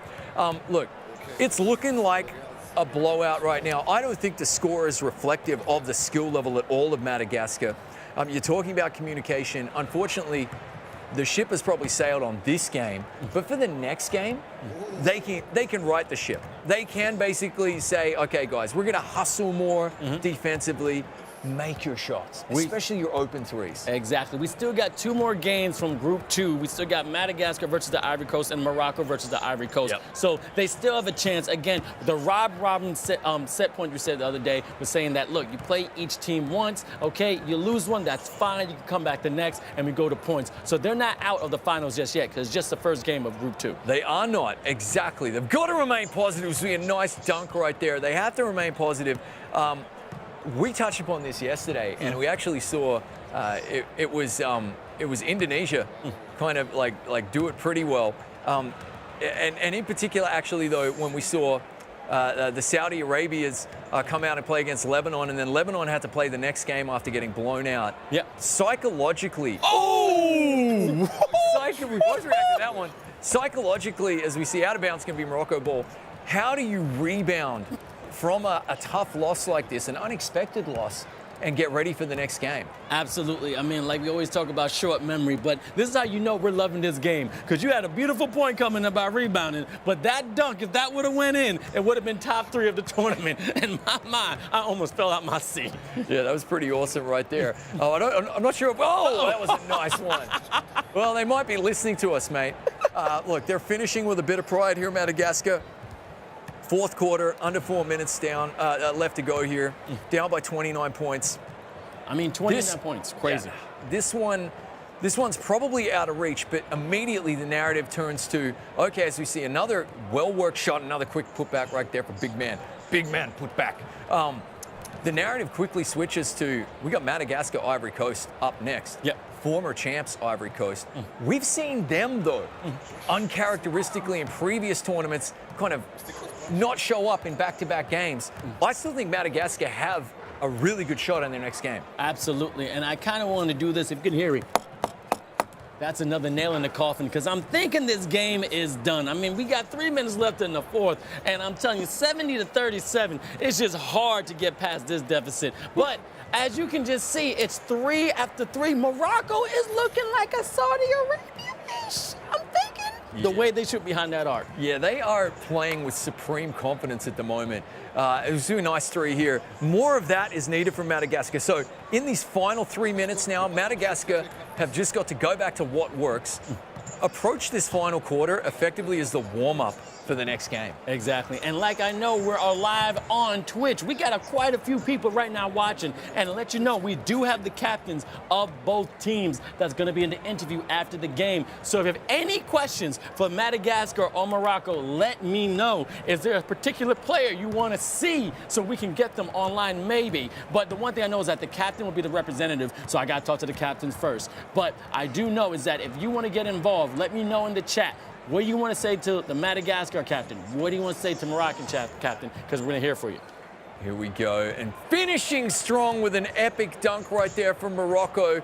Oh, wow. So 35 point is the difference right now. We got those interviews coming up. That's going to be interesting as well, just to, you know, check on the demeanor, check on the state of mind there from the Madagascan captain as he prepares. You know, I bet he wishes he could skip this interview just so he can, you know, ready the troops for this big game that's coming up.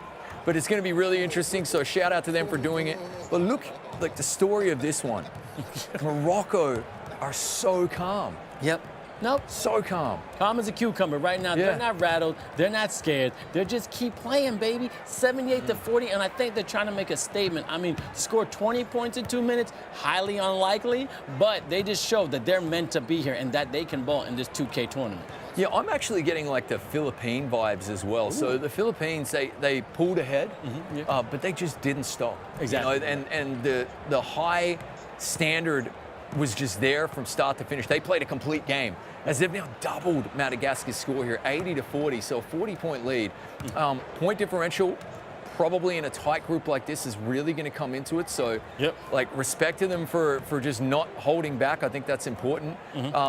Madagascar just trying to find something, some type of footing here psychologically that they can build upon for the next game. But look at this defense from Morocco. It's unrelenting. You love to see it.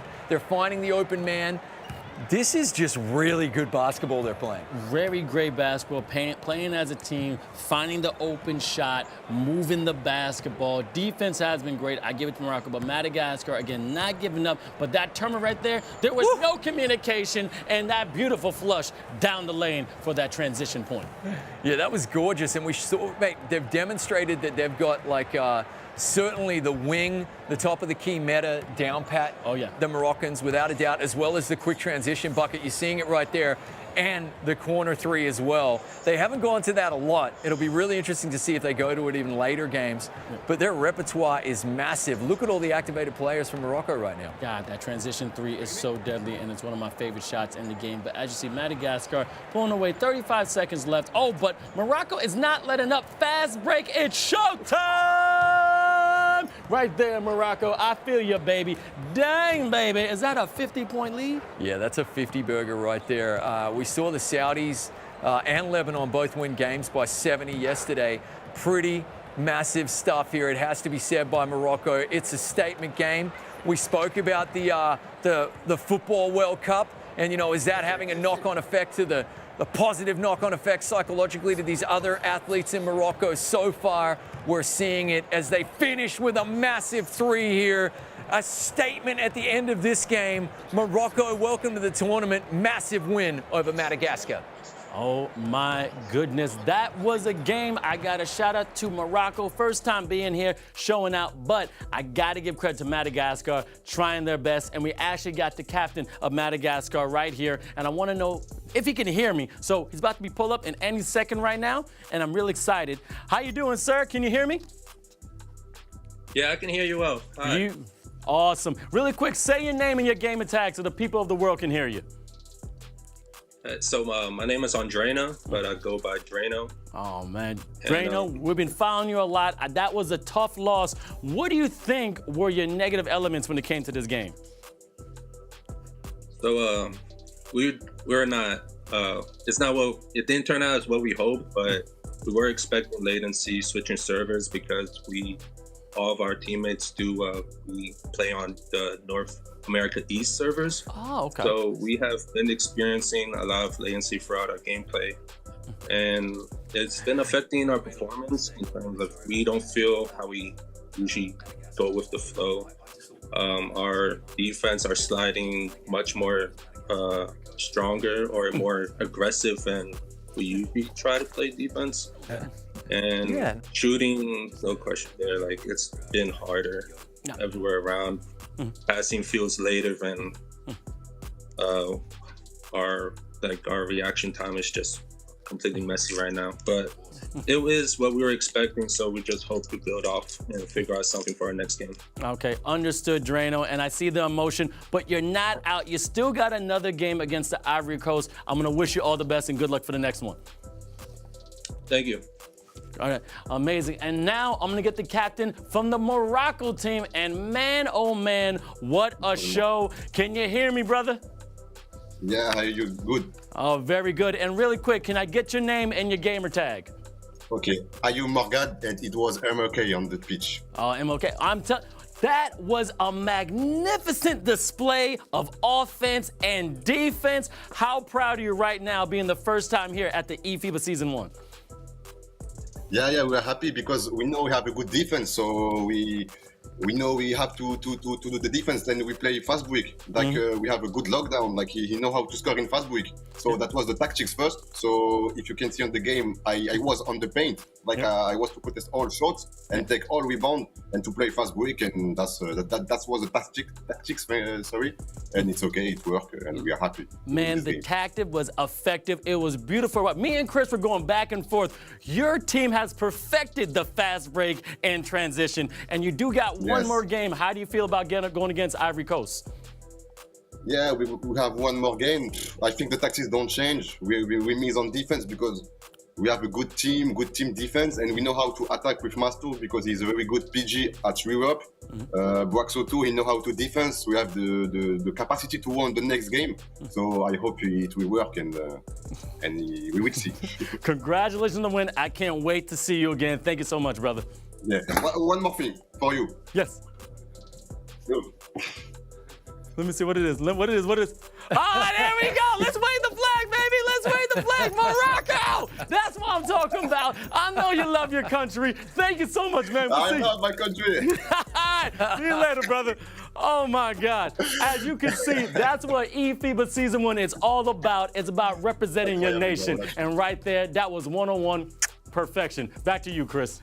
Oh, awesome. That might even be better than the J-Mac I love you moment right there. That was phenomenal stuff. And hey, we spoke during the game, pre-game as well, Vince, about that FIFA World Cup, okay? I know the Moroccan performance, you could see it, the whole nation behind them there. eFIBA Season 1, not disappointing. We got the highlight package now, and I got to tell you, that was a phenomenal performance there from Morocco. The big factor for me is the communication. Yes. So we're seeing, they're talking about their tactic pre-game, okay? But critical to that is communication non-stop throughout the game from the team captain and everybody doing their part, playing their role. So working the open shot. And the captain saying, yes, that's good. Work the open three. Wait, look, watch this patience here. Work the big dunk underneath here. It's just taking what's on offer at times. We saw the transition game was really strong as well. But pass and move, And they showed that they could actually shoot from just about anywhere right there. Not a lot of mid, okay? We love the mids, but man, when given a moment, they stroked green, they knocked down these threes the way they needed to. It was just truly impressive stuff. And then whenever the points were on offer to take a drive and get the easy bucket, they took care of that as well. Really impressive performance here from Morocco. I mean, absolutely. And I'm telling you, that Moroccan captain was absolutely fantastic. And I think right here we're going to show exactly what we talked about, perfecting the fast break game. Yeah. He said it was all about transition. Yeah. He said if he can get these easy points, and that's what I'm translating from, they can come out with this win. And they know exactly how to pass down the court, understanding the defense is getting lazy. Even right here, weird pass when it came back to the pump fake, but then that's technically a transition three. The defense is still trying to get settled, trying to get into their set, but they can't because of the fast, beautiful ball play by Morocco. And it's calm under pressure. You know, in some of these situations, you know, they're nearly at the 3-second offensive violation. Calm under pressure, captain saying, find the open man, knock it in, has the vision of the full court. It's really, really important. Communication was the difference in this one. They had the tactic, and then they came back to it time and time again and communicated. Beautiful. Now, that highlight right there, fantastic, Morocco. Thank you so much for joining us. I'm still getting hype from that interview because that flag was going. But we still got to give credit to another team, Madagascar, because they did not let up. Yes, I know a 50-point defeat means, oh my God, why are we here? Why should we be playing? But as we also seen before and yesterday, it's called having a short memory. They have the talent to be a great team. It's just that right here, again, beautiful pass, using their offensive mind, finding the open man, boom, a slammer jammer, and that's how the big man's supposed to play. I mean, open right there outside the arc, great pass on top of the key, splashing, splish, splash, he's just taking a bath, and then all of a sudden, going to the lane, using the big man as a decoy, and one more time with the flush. I will be excited to see what Madagascar is going to do against Ivory Coast. Yeah, big time, mate. And you can see the pain in the captain's face right there. They've got to turn it around quickly. They've got to work on the comms. Yes, they have the skills. It just seemed like they were a tiny bit hesitant, maybe a little, you know, self-belief lacking. The two big coachable things for me were hustle more on defense. If you do that, you're in with a chance to win. And make your threes. If you got an open three at this level, if you want to compete, you have to be knocking down the threes. A few too many misses. Well, the great thing about that is it comes back to communication. The captain can be going to the lads, listen, let's hustle more on D, make your shots, and then they have a really, really good chance of maybe going in and causing an upset because you got to be backing Ivory Coast right now. Exactly, and they got some more games ahead. But as you saw, that was a fantastic game from Group 2, but I'm going to let you see the standings from Group 1 when it comes to this fantastic Africa qualifiers here at eFIBA. Tunisia right there, 2. They are undefeated. Egypt 1-1, and then got to say Burkina Faso, due to connectivity, have actually got that loss. So they will be out and they won't be advancing until the finals. Yeah, absolutely. Burkina Faso eliminated from the contest, and it does happen. We are playing online. Technical difficulties will rear their ugly heads. We had the Gremlins show up only once yesterday. We've had the Gremlins show up only once today. Honestly, it's to be expected when it comes to international tournaments. But this is why we also group these teams into geographical regions so that the latency is lower, so that we get a higher standard for the viewer and a better experience for the player as well, and ultimately a better tournament. But yeah, sometimes connections will drop. It's unfortunate. They'll be back at the next tournament. The most important thing is to participate. And Madagascar did said that as well. The captain right there, Drano, said, look, we have players on the North and the South American, right in America service, so it's hard to come over here. But continue this amazing show. We told you the importance of building your avatar when it comes to NBA 2K. But the thing about this is, how do you build it? Do you represent yourself? Do you add some swag? And we have a player from Great Britain, Harry, that's going to show him how he did it. as you can see, looking fresh from head to toe, and I'll break down bit by bit. Let's go with the bottom, cow print cowboy boots, country classic. Spending my time in Dallas, I think one of my favorite places in the entirety of America. Thought I'd embrace it and bring it back home. Top of the range shoes. The shorts, I'm rocking with the 2-hour set. Very simple, very basic, black and white, just kind of checkered stripes on the side, and of course some compression shorts underneath. You can't have cowboy boots without a cowboy hat. Looking very good, looking very tidy, and I also have a face mask on. Accessories, I'm a big accessory guy in real life. Got my watches, love a good watch, and of course tatted up. You know, I can take off my gilet to show you guys. As you see, I believe that's Day of the Dead, that's the one. Some roses, you know, some random prints and colors and whatever on the body. It's just kind of, you know, add a little something so there's no blank spaces. A little bit like an art project. And yeah, that is my NBA 2K My Player. Man, that boy got some cowboy swag right there. I don't know where you're gonna come from. I have a question. You actually know this player from Great Britain. Yeah, Harry, he's getting, look, a little bit Magic Mike inspired right there, but looking good, all right? Making it rain in the club and on the court. Hazza is an incredible player for Great Britain, and he also has a sneaker collection to rival anybody in the world, and I mean anybody. Any of you New York rappers, I'm telling you, Vince, he really has a sneaker collection. But I love the avatar build personally.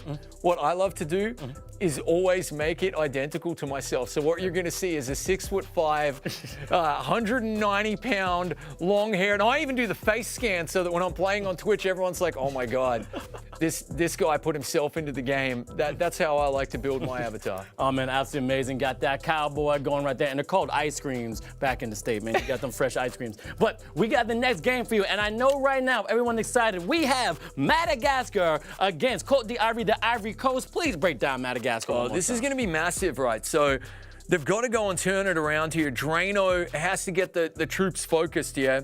And we got Andri, Don't Play, Rover, Andri, and also Joy 7 along with Drano. Somebody has to step up and be their primary, I guess, point scorer right here. But critically, they've just got to make their open threes. Gotcha. And now, first time we're going to see the Ivory Coast right there. We got George, that's in George M, Beast Mode, LP14, Tim07, Orion XOF, and Magupan 225. The captain right there is George, right there on the first spot. And I'm telling you, this man is someone you need to watch. He actually has some experience of playing because he's been playing 2K since 2K11. And I want to shout that out. 2K11 is when Jordan was on the cover, number 23 on the Bulls, going to the tuition with the tongue out. So he's been in the game for a while, competitive for 3 years. I'm so excited to see this defending championship team come out. Yeah, big time. Orion is one to keep an eye on there as well for Ivory Coast. And whenever you put Beast Mode in your name, well, Marshawn Lynch, you got to channel that inner beast mode spirit, okay? So expect some big things from him as well. All right, now in the chat, I want to know, because again, I will say it again. I'm a man. I'm very transparent. You know that. If I mess up, I mess up. You know, people on Instagram, you always post, it's my best life. No, post the trips, post the falls. It's what happens, and then you get back up. So I thought it was the Irish flag. It was the Ivory Coast flag. And I want to see those flags again in the chat. I know France is a great, great influence over there because French is one of your languages, so bonjour. So let me see the support in the chat right there on Twitch. And also, I saw some Madagascar flags as well, because as you see right now, Recam is still there. Baz, how you doing, man? Sensei, what's going on? People are having a good time, and they're loving us, brother. Hey, listen, we're enjoying ourselves as well, and I want to hear the hot takes from chat. You know, who's going to be the MVP of this game? Who's going to win? We got the poll going, I understand that, but let us know. We don't have to wait any longer, Vince. The game is ready, mate. They're in the virtual tunnel. Another game from Group 2. You are treated, and as you see, the captains is there. Drano, again, getting hydrated. Talked about how the latency and that connection, hopefully they got to upgrade. But as you see, George liking the yellow and green, represent his country right, loving the hair, beautiful background. That right there is one of the kings of the game, and I can't wait for them to start this match. Yeah, absolutely. Look, I mean, critically here, I feel as though Madagascar have to just calm down. They got to relax a little bit. They got to hustle, but also make those shots. And you can't make those shots if you're feeling tense. You got to be loosey-goosey to stroke it green, mate. So here we go. We got Madagascar are going to be in the white jerseys here, and Ivory Coast, of course, in those beautiful orange jerseys with the blue highlights. I'm going to say this right now. I'm going to talk to production. I'm also going to talk to FIBA. Is it a possibility to get these jerseys in real life? Because they're at fire, they're tough, and we're about to get on the way. And 3, 2, 1, bam! As you see, Ivory Coast getting possession. Beautiful afro, as you see, beast mode, showing why he's the beast, doing a little backflip. Oh, great quick flick of the pass on the rim, but rejection right there by Madagascar. That's how you start the game. Oh, baby, now he's it right there in the corner. Oh, huge stuff right there, Vince. Really, really nice block right there. I mean, that is a statement as we get an alley-oop, but it fails. Ivory Coast coming out with the fireworks early on in this one. Open 3, Shirley. That's him, but he actually missed. Don't call me Shirley. Really, really nice work here. End-to-end stuff. Madagascar got to hit those threes, though. They didn't listen to coach. Oh, my God, that's right. And again, beast mode showing it. And shout out again, we just got from Yelv Next says Magupan225 the MVP. So Magupan225 saying the MVP from the Ivory Coast. And also, ladies and gentlemen, if you right now are watching this, my game is in Ballers. This is your man Vince Chang. You can actually follow me on Vince Chang 21 on all social media outlets except Twitter. I'm Mr. Vince Chang, but Instagram is the main one. It's Vince Chang 21, VINCECHANG 21, and let them know where they can follow you, Chris. Yeah, you know it, mate. Look, Trumpet Monkey when it comes to Twitch. And you could search Trumpet Monkey on Twitter as well. You'll find that Estonian_Raider. Yeah, follow us on the socials because we're going to be doing some very fun things, particularly on Sunday, Monday. So make sure you drop us a follow. Madagascar dropped in a nice 3 there, as you see, a good cut and a dunk right there. But 2 epic dunks in a row here from Ivory Coast. So this game has all the fireworks we've been hoping for. Now, again, entertainment is about the game, and you'll see us doing that on our social medias. But enough about us. Let's get back to this great, because it's going back and forth. And I think Madagascar, as we always says, has that chip on that shoulder, because they're coming out not timid. They're coming out not scared. And there's nothing for them to fear, because I can see right now the chemistry has increased. I don't know if they upgraded to another kind of server, but I'm seeing them with more life, Chris, and I don't know if you can see the same thing. Yeah, big time. They are definitely playing their game a little bit more. As we're down to 5 seconds to shoot right here. Don't tell me we're going to get a shot clock as we climbs the ladder. It somehow drops in. Oh, it rimmed out and then dropped back in on the missed dunk. Hey, sometimes it's better be lucky than good. Oh, man, I always love that saying, because sometimes you just want something to go your way. Luck does have something to do with it, but luck had nothing to do with that, because that's what you call SKILL, scale. Yeah, big time. Pretty sure that's Orion in the corner. That is his signature shot right there. Those corner shooters, when it comes to 2K, I touched upon it before, it's a lonely existence, Vince. You might sit there 2 quarters and not get the ball, but then get the ball 7 times in 1 quarter and be expected to stroke a green non-stop, mate. 1 is the loneliest number that I ever knew. It's true. But that was a 3 behind the arc, and I'm going to tell you, I can't rhyme anymore. But anyway, that's right. We have right there the rosters on the left and right. I'm going to the right as I see the Ivory Coast. Again, look at George M, but you were talking about Beast Mode LP14 with the great name, but Orion XOF, that's one you really got to see, because this guy is a problem. Yeah, Rover is actually looking like a lot better, it has to be said, for Madagascar in this game right here. And when you touch the ball as much as he does, it's really, really important. So if he lifts his game, through him, the entire game could flow. A good driving dunk right there, a nice, it was like kind of like a nice cut from the wing. Don't play, pulling up the rock right here from the triple threat. 4 seconds to shoot.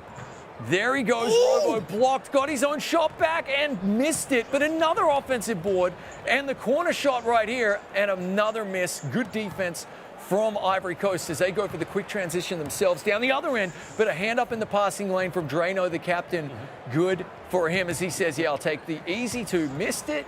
7 with the dunk. We're tied up at 7. It's signed up. I got to say, there's a couple of plays back then. Yo, Magu Pagan had that amazing block right there. And I'm telling you, they're communicating with each other. They're knowing what to do. His name is Henry Troye. He's a center. His favorite team is the Lakers. He has no years of playing competitive when it comes to eFIBA. But he does do table tennis and football. And he loves the sport and he loves music. But defense is his game. And that's what I love to see when it comes to his Ivory Coast team. Yeah, Ivory Coast worked the patient 3 there as we see a nice driving dunk from Madagascar. Hey, take what's on offer.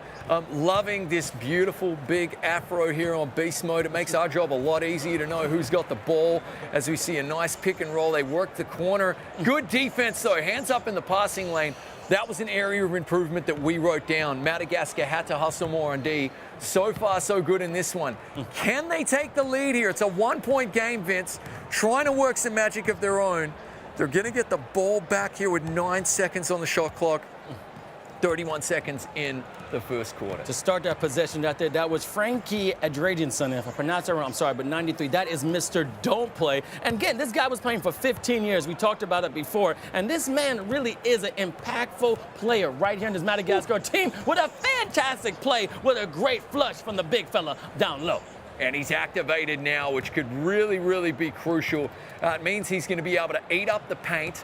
And, he's got to get out to the corner, though. Wow, missed opportunity there for Orion, who loves that 3. You could kind of see a real good effort here, though, from Madagascar defensively. They've definitely been paying attention, and they're hustling on defense. I want to concentrate on Madagascar really fast because number 17 is Johan Regianivello. Okay, he's a center as well. Tyler Hero is his favorite player, and also Miami Heat is his favorite team from the NBA. 11 years playing 2K. He's with the red hair with the white jersey. I'm telling you, that man is Josin 7, okay? Josie 7, all right? That there left, he is the 4th down on the left side, Madagascar. I mean, loves basketball, lacrosse, football, and he lives in the U.S., but man, I love his avatar, how strong it looks, and the way he plays defense. Yeah, really good stuff right there. And again, we saw Orion on the right side. They got to try and work these open 3s, and they do. Oh, cool guys do not look at explosions or when their 3 goes in. It wasn't a swoosh. It wasn't a swish. However, it did rattle home, and fair enough. As we, again, Madagascar getting to these passing lanes. And we see a big old dunk get missed, though. That was nearly a highlight, but that one definitely is. Very nice. My God. I actually do want that as a replay because that was a fantastic defensive possession from Madagascar into offense. And I'm going to the chat right now on Twitch because right now, APH Apuru is saying beast mode is him. He is built different. I've heard that before. He is built different. Let's see what it is. Beast mode with possession right now. Got the possession. Oh, a crazy pass. Again, that was the announcer's curse. I apologize. But again, follow eFIBA_official on all social media content when it comes to TikTok, Twitter, Instagram, and of course, Twitch. Absolutely. Here we go. So, Rover Andri has been playing pretty well. Nearly got the backcourt violation there. Nearly lost the handle. He's been playing really well in this one for Madagascar. They've got the lead as we see a windmill miss dunk. 7 with that pick back, and he's drawn the foul.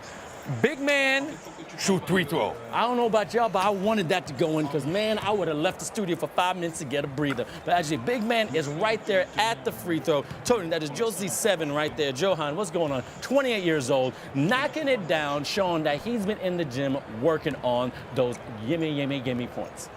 Big man make free throw. Good work right there. And Ivory Coast find themselves, well, they were in the driver's seat to start this game. Unfamiliar territory for them. They're down 5. And Madagascar's hustle on D. Look at them. Look at them get over to the shooter. Nice, beautiful dunk right there, Vince. But still, the hustle from Madagascar is great. Now, give it up right there. Tim's 27 years old, understanding the game. I'm telling you, this man is a shooting guard. LeBron James is his inspiration, 8 years playing. And he's a fun guy like Kawhi Leonard. So he's quiet and knows how to joint and may laugh like, But I see you, Tims. I'm liking you, man. You're dope. He definitely does have one of the more iconic laughs in the world, without a doubt. It's not creepy at all. Here comes Rover down the other end, trying to find Drano. There's the open 3. Got to hit that. You cannot miss the open threes. This is something we've said about Madagascar. You know, you just can't do it if you want to hang in these tight games. All right, now you're the expert, but I'm telling you, this game is exciting to watch because it's only a 3-point game. There's 2 minutes left in the second, a little over 2 minutes, and the chat is saying this. Recam 13. Wow, Madagascar is even balling with the latency. So as you see, we have experienced watchers of 2K knowing there's some glitches, some little delays, but they're still in the game. 3 points up. They're not letting latency stop it because they are true players of this Pro-Am mode. Yeah, absolutely. The skills to pay the bills coming to the forefront here. You can just see how good they are. Ivory Coast, I think what we might be seeing is just first game jitters, right? Like you can see that they're just a tiny bit hesitant, the exact same way Madagascar were. Like, and what you have to say is just get out of yourselves' way, get out of your own way. Don't hesitate. You got the open three, stroke it, knock it in, chillax. As we see them do exactly that. That is exactly what they needed from Orion in the corner. He is their sharpshooter. Really mad props to him. That was great to see. And you were talking about Orion before.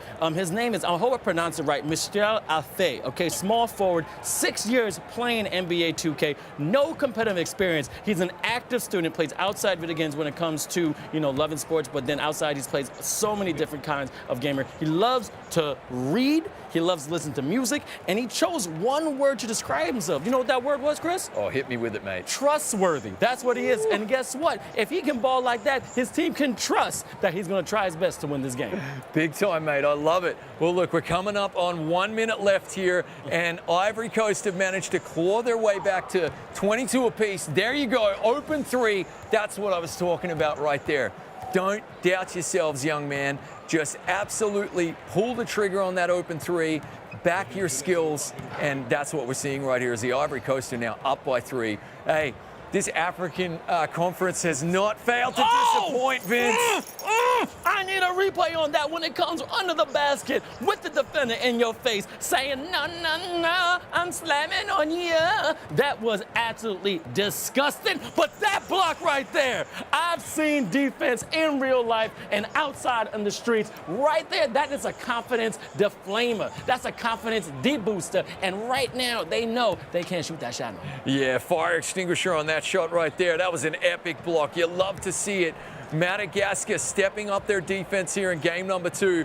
It really is. It's got the vibes of like winning you're in, losing you go home. This feels like a final already. I'm loving it. As beast mode rims in and out right there. They get the offensive board. They hit the reset button. There's a 4-second differential between play clock and shot clock right here. 5 to shoot from Tim's. Double team means someone's open. Quick turnover. 5 seconds here. Madagascar get the lead with 2 seconds left in the first half. Now, this has been going back and forth.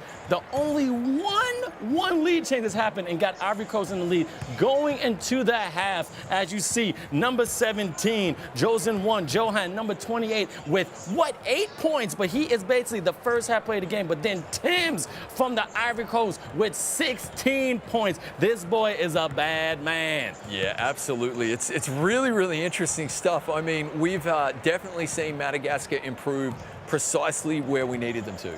Make your open shots and hustle on defense. And we saw Ivory Coast just get a little bit of the jitters there and lose their lead, only to come back and take it again. So it's a seesaw match. This is exactly what we love on the desk, what the viewers enjoy as well.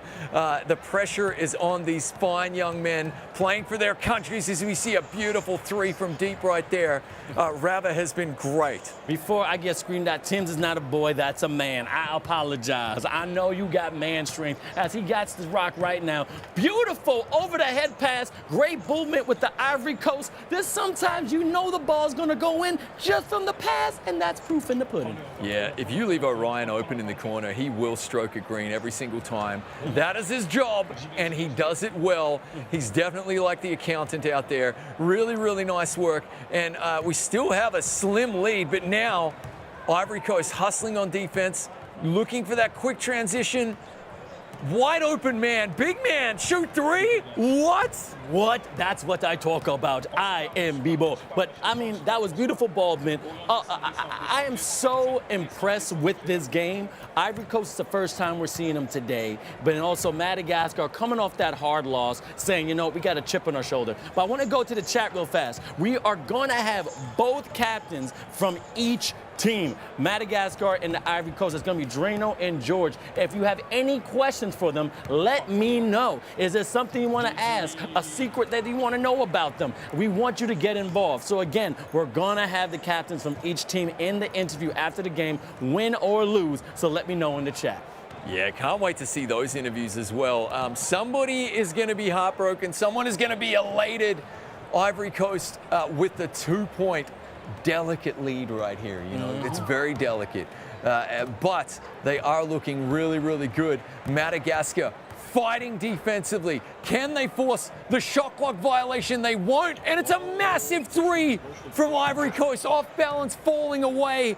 Oh, what a shot. Pulling away 5 points. Now, Madagascar, they got to put some metal to that drum. When I say about that, they got to go rock star, because if they lose, they will be out. Don't forget, they have that 1 loss already, because if they don't, then it's done. As you see, Morocco is undefeated technically. So they got to play harder. They got to play stronger. But as you see right here, they're coming back. Only a 2-point lead now. Give it up to Madagascar, fighting right to the end. Woo! Nice big 3 yet again. Some big 3-pointers being hit here by Ivory Coast as they are basically trying to hold off this resurgent Madagascar team. Madagascar, to their credit, they are hustling. They're getting hands in the passing lane, hands on these shots. But Ivory Coast are just stroking a green and look absolutely brilliant right now. Look at the D hustle here as we see a missed dunk right there. That was because it's contested. The defensive effort was absolutely epic there from the Ivory Coast. Not quite sure what happened there. It looked like an alley-oop. Somebody sneezed, it glitched when you're supposed to press the pass button, but the shoot button and the alley-oop button. But I want to go to Anfranc Onu. I'm not sure how to pronounce it, but APNH, or are you saying that Orion is trustworthy? He can confirm. This is on Twitch. And also, Henry Troyer, I don't want to say his name right, but I'm trying my best. But that is Magupan225, is the next Niko Jokic. What? Are you kidding me? That's a lot, baby. That man is doing a lot of things in the NBA. But I see the Ivory Coast and Madagascar are going back and forth with the flags, and I'd love the support on Twitch.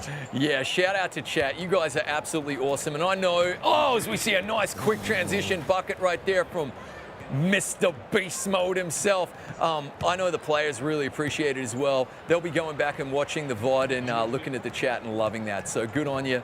Here we go. Madagascar working the open 3 to Rava.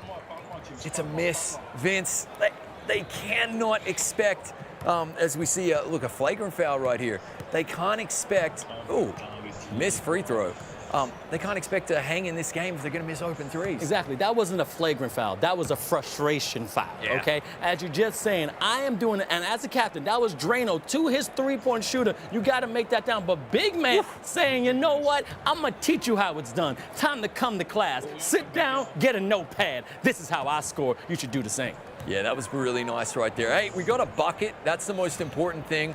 The lead is only 8. We know for a fact when it comes to 2K, you and I both know really the only safe lead is probably 20. Yep. And even that's surmountable. It's not insurmountable by any stretch of the imagination. The lead is only 8. It's just how comfortable Ivory Coast look now. They had the jitters a little bit there in the first half, but right now in the third, they look great, mate. All right, but right there, I know that was an off score play right there, but that set I saw, there was a lot of communication. They were actually running a play. They were getting in a set, if you saw that. Someone was on top of the key, but then also someone cut, and that's how you put real basketball experience in the game. Yeah, big time. I like the tactics. They're going to stick with it. Another FF right there, frustration foul, and a 1-pointer, and then a quick bucket right there. The lead is cut to 5. Madagascar trying to close this lead here.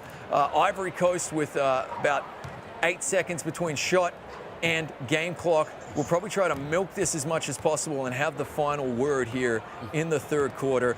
Orion's going to hit that all day, every... Oh, my word. Okay, he is trustworthy. I'll pay him that. But, wow, as we're in the bonus.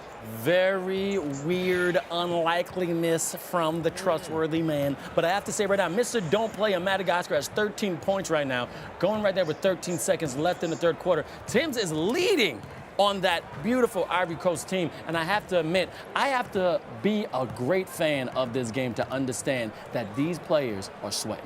Yeah. When I say about that, they're sweating, they're nervous. They really are. I mean, there's a lot on the line right here as we see the second free throw drop in from Rava. He's been a breath of fresh air for Team Madagascar here in their second consecutive game in the tourney, and he's really been impressive.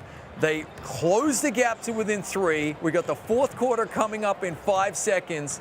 Mr. Beast is going to try and work on open shot. It's blocked. That is a good stand from Madagascar. Now, Ivory Coast are going to get the inbounds right here. 5 minutes of action-packed 2K basketball left here in eFIBA Season 1. Africa Conference Group 2. Tim's with the rock. Orion in the corner doesn't miss this time. Nothing but the bottom of the net. Now he's proven that he is trustworthy, that you're going to give him the responsibility to babysit your baby. Because that right there was a great defensive play also by Ivory Coast, taking them cookies and giving some milk. That was, what is it? Legend, wait for it, dairy. That's what I love about this team, Ivory Coast, showing that they are strong. And someone just said in the chat that Magupan225 is the next LeBron James, which let me see if he has his play. Oh, that wasn't LeBron James' play right there. That was a turnover. But beast mode off the mark. Man, pick it up, Ivory. Yeah, here we go. Here comes Rover. And now it really is crunch time. The pressure is on. 4 minutes left in the fourth. You're down by 5. Every possession effectively you have to come away with some points. It doesn't have to be a 3, but you need something. Look at the hustle here from the Ivory Coast, though. Forcing a really difficult shot, but he rattles it home. I believe that was only 2. Wow, okay, foot on the line, but still, green, you like to see it from Madagascar, can't have hollow possessions at all. No empty trips, as now we see Ivory Coast. Time is on their side, Vince. But Ivory Coast right now is up by 4 points. This game is giving me anxiety. I'm going to need a therapist after this because I'm seeing these two titans of the African continent go at it. One is showing they're supposed to be here after that crazy loss. Another one's trying to defend their honor and title. But man, oh man, I have to admit, this is exciting. Yeah, it is, mate. It hasn't failed to disappoint. I mean, we did promise at the very top of the show to the viewers that this African Conference is really there for the taking. That we were going to see, I think that was a misclick right there. Oh no, shot clock violation. They had to just get it off, in fairness. We did say just about any one of these teams could walk away with the champo, and so far we have not been disappointed. As you've said, this has been high-octane, high-quality 2K basketball. Here comes Madagascar. They really, really need points every single possession. Again, an opportunity for an open 3 passed up right there. Just got to back yourself, young man. Got to take those shots. There you go. Drano knocking it home. That's a captain's bucket right there. El Capitán, I am telling you, are the captain now. That was an amazing forefront play by the leader. And I got to go to the chat because we got some new people. I am Willie is saying, let's go Ivory Coast. I see the foul right there. And also, what is the future for Madagascar when it comes to esports? We don't know, but you got to show support to find out. Big man shooting free throw. They made him earn those buckets. It was a good hard foul on the drive right there. And now Madagascar at the other end can't get it to drop, but they do stop the quick transition bucket. Beast mode nearly lost the pill there. Don't spill the pill, mate. Hold on to it. He's still got the ball, though. Here we go. Every single possession now, Vince, is crunch time. I think he should have just pulled up and taken that 3, but we see a massive dunk attempt. Good defense from Madagascar, Vince. Here it comes back the other end. That's what you want. Tied ball game. Madagascar answering the call. With the Selly Ravo with 15 points for the night. 5 assists. Are you kidding me? I'm telling you, if you want an excitement, if you want an NBA 2K to the highest level of competition, you better not get your eyes from that screen. Don't take it away from your phone or whatever you're watching on, because this game is going down to the wire. 46-46, 2 minutes left in the fourth quarter. That means all the buckets go to Madagascar, because if they lose, they're out. But this is the first game Ivory Coast can see, and they're showing out. Magupan right there to beast mode. Great movement to Tim's. And all of a sudden, oh, lost in the... Man, you can't lose the rock like that. You called the pill, I called the rock, but that was crazy. Yeah, really nice work right there. As Drano misses the open three, he'll be kicking himself to captain right there. That was the opportunity they were waiting for. At the other end, beast mode stuffing it home, and that's a 2-point lead. Really, that was a 5-point swing right there. Right there, that needs to be a replay, because that's going to give the Ivory Coast confidence. And I see G31 saying that this is going to go to a buzzer beater. All right, I'm going to go by your word, but let's see what happens, because Madagascar is still in possession of the ball. Minute 29. Down by 2 points, and that's a slammer-jammer transition score with pressure on the line. Please put that in the replay, baby. Oh, yeah. Classic gamer mode engaged, sitting forward, locked in. Look at the two captains there. The pressure is on. This is the tightest game we've had yet in eFIBA Season 1 as we get a massive three from the corner right there. Ivory Coast answering the call again. Look at all the activations. These are players representing their country, operating at the highest possible level, Vince. They're all going Sage mode right now. They're at Super Saiyan, but right now Madagascar with the captain in the celly saying, oh, y'all want to go on your next level? I'm still there too. This right here is gods going against each other. Let's see if a god can bleed, because I know with all these activations here, there's a lot of confidence in the Ivory Coast, but even more confidence is going to Madagascar as they get this offensive board. Big miss from the corner right there from an activated player as well. And now, with 40 seconds left, Raver pumping the brakes, finding the open man, just working the ball around as we see a massive dunk, and the lead goes to Madagascar. Now, I don't know if you know I love anime. If you know Kuroko no Basketball, he's in the zone right there. There is nothing that can stop him. 52-51, 24 seconds left in the fourth. This may go down to that buzzer beater, as G31 on Twitch has said, because as you see, everyone is activated on Ivory Coast, and I'm telling you, I can't wait. 4 seconds left on the shot clock here. The difference is so tight as we see a shot clock violation. It's going to be Madagascar's ball with 8 seconds left here. It's going to be instant fouls for Ivory Coast. Madagascar's defense may have done it here. Here comes the inbound play. Drano trying to find the open man. He's wide open over there. They're going to instantly foul him. And they are not in the bonus, so those seconds count. 7 seconds left. Again, expect an instant foul. Expect them to send them to the line. There it is right there. Must be in the bonus. Okay, Rover, ice in the veins, strokes home the first free throw. This to make it a 3-point game, and then expect a timeout. As we see a miss. Oh, it might have been intentional, but no matter what, 5.5 seconds here, a timeout, 2-point ball game. Madagascar will be defending the win right here. It's maybe winning you're in for them, lose, and you definitely go home. Here comes the inbound play for the Ivory Coast. It's beast mode, trying to work it, finding the man on the wing. 1 second, has to shoot. He missed. Oh my word, heartbreak for Ivory Coast. It came down to a Ryan in the corner. But a big win there for Morocco. Madagascar. Massive win for Madagascar, and they have maybe saved their tournament.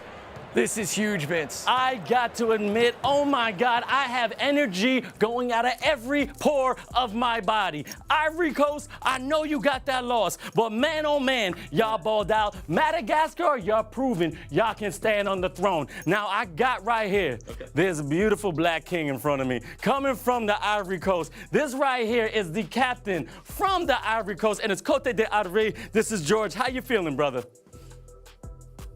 Well, quite so sad because of the loss, but we're still confident for the... Yeah. for You the absolutely could future become. games. Got you. And look, Yeah. you guys are defending champs. You know this game. You have so much experience, but I see the emotion in your face, and I got into it too. How proud, though, are your guys showing again right here in another eFIBA tournament? We are very proud to represent first our country, and we come here with a revenge. We have a revenge to take over the last edition of eFIBA.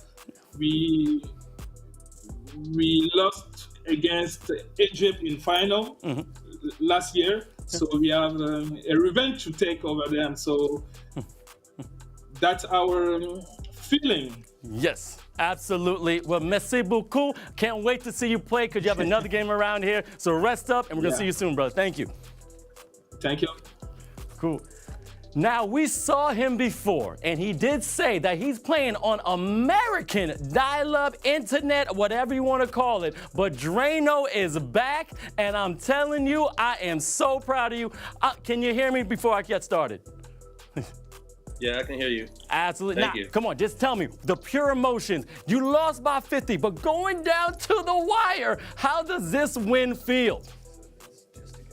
And it feels great. You know, we'll definitely take this win. We have to be proud with beating former champs. So it definitely felt much more comfortable in that game. So I'm proud of my team, and proud we got to get that win. Gotcha.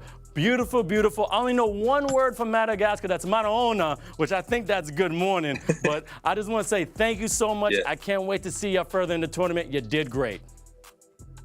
Thank you. No problem. As you saw, you got the two captains there from Ivory Coast and Madagascar. Action-packed. Don't turn away.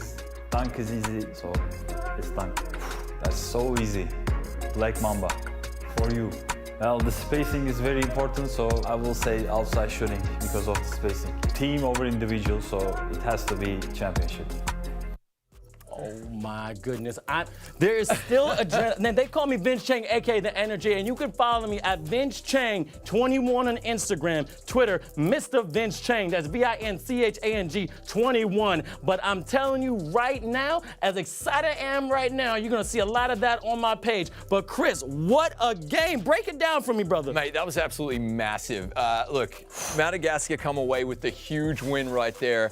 They listened and they went back, they got organized. So difficult to turn around after a massive loss and put out a performance like that. And they grinded right until the last there. As we have a look at our highlight package here, it is all about Madagascar bouncing back with really, really just great shooting, much better shooting.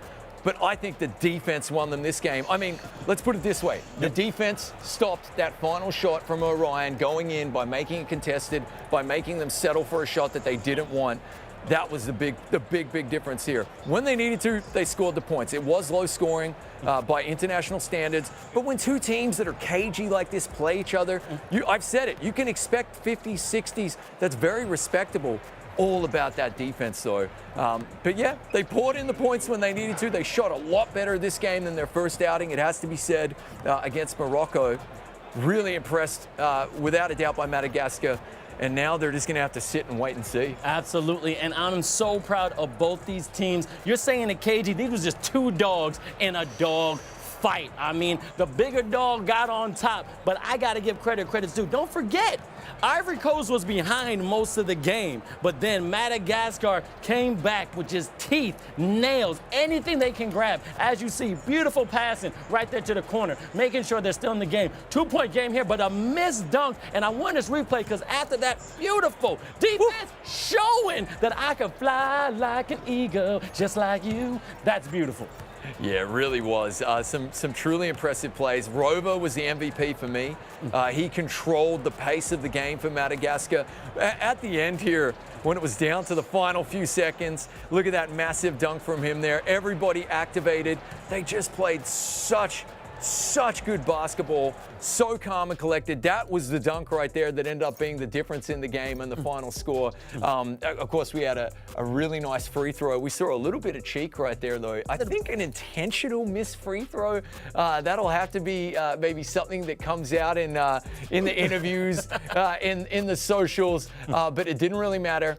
Ivory Coast had a chance to win, but Madagascar's defense stood the test of time. Great defense, locking them down, and we got to see the standings of Group 2 because Morocco in the lead, Madagascar number 2, 1-1, and then Ivory Coast with that loss. And you know what? Crucial that Madagascar got that win because if they didn't, they would have been going home right now. Yeah, you're not wrong, mate. And you can see the point differential really does play into it. So I got the feeling Morocco and their captain even said, hey, we know we got the defense to hang with these big boys in the African Conference, okay? I think they were a little surprised at how well they played offensively, how many points they were able to put in. So even with the win there, Madagascar still find themselves minus 51 on the point differential. Yep. This is going to be a really massive game we have coming up because, like, technically, you know, just about anything could happen here. Morocco, Ivory Coast, former champions in Ivory Coast, newcomers, new kids on the block here in Morocco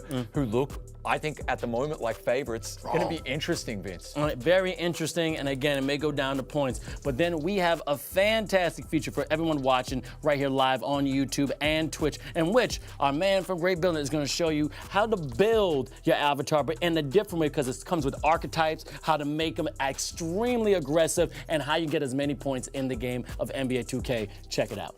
That's my tutorial on how to make a 7'3" center for the NBA 2K Pro Am mode. Hey guys, Harry with Great Britain here today, and I'll give you a quick run through of my ideal center for NBA 2K's Pro Am mode. Height depends how you want to play. You know, some like to go a bit smaller, so a little bit quicker and a little bit more offensive. But for me, 7'3" is the height to go for. Weight, you would drop down just ever so slightly, just to make sure that you have 99 defensive rebound, 247 pounds, and max out your wingspan. Give yourself the best opportunity to grab a rebound or a passing lane. So to start things off, attributes that I think need to be upgraded for your 7'3". So we start off with close shot, 96, because you want to get Hall of Fame fast twitch. We'll move down to pass accuracy, you want a 76 to get gold break starter. Defense, rebounding 99. I say defense and rebound instead of offense is mainly because if you're guarding the corner, you won't be boxing anyone out, so you need to get the best animation as possible. Whereas an offense, if you have a good slip, you should have the primary box out position, so I don't think you need to max out your rebounding too much. I like to max out my block to give myself Hall of Fame anchor. Offensive rebound, I'm going to bump that up ever so slightly to 85. You want to move perimeter defense up a little bit as you're guarding corner. You want to max out your speed and acceleration. Of course, you are also incredibly slow with this kind of player. Vertical, 71. Stamina, give yourself around 80, 85. We'll move back up to standing dunk. I like to go for 80, just to give myself silver rise up. You can now hold square to get posterized. A bit of a no-brainer for me personally. I will move strength up to 76 to get brick wall silver. I like to have my defensive badges. So right here, I will go to 90 interior. My player build complete. As we'll head through, you get a player comparison. You know, this player is like Mutombo, Gobert, Robinson. Pretty good, very good defensive players. Not necessarily the best at finishing. But yeah, that's my tutorial on how to make a 7'3" center for the NBA 2K Pro Am mode. Gotcha. Man, the man had a cowboy hat, but now looking like Machine Gun Kelly with all them tattoos. But let's go back to basically, this is when archetypes come into play. And you as the eFIBA expert, you were talking about the meta. Go into that real quick. Yeah, Vince, that was a really awesome video. So shout out to Hazza and his ice cream collection. Ooh, right? Ice cream. Yeah, you got there we ice go. But look, it does all come down to the meta and the tactics that you're going to be seeing. They get played at the highest possible level in 2K. Having those builds down to perfection, as you can see, down to the minute detail. That's how tactical we get right here. I mean, this is why, you know, you saw the Philippines. They had a coaching staff of as many as they even had players, and 6 players in the squad. It's to discuss these tactics, to understand what the meta is and how they're going to win games. And Hazza there, Harry with an awesome video, so shout out to him. Absolutely, and if you ever look at the archetypes, there are 5 different positions. Point guard, you got the shooting guard, you got the small forward, power forward, center, and you go with thing. So that's when you just keep going. But as you know, we do have another game coming up, Morocco versus Ivory Coast. Let me see the matchup real fast, because this is gonna be absolutely fantastic. Why don't you take the top? Yeah, here we go. So Morocco coming back, and now we know what we can expect, right? So Skyri, Osama, Momo, Proto, and Sharif. Really, really impressive outing from them. I loved the interview with their captain.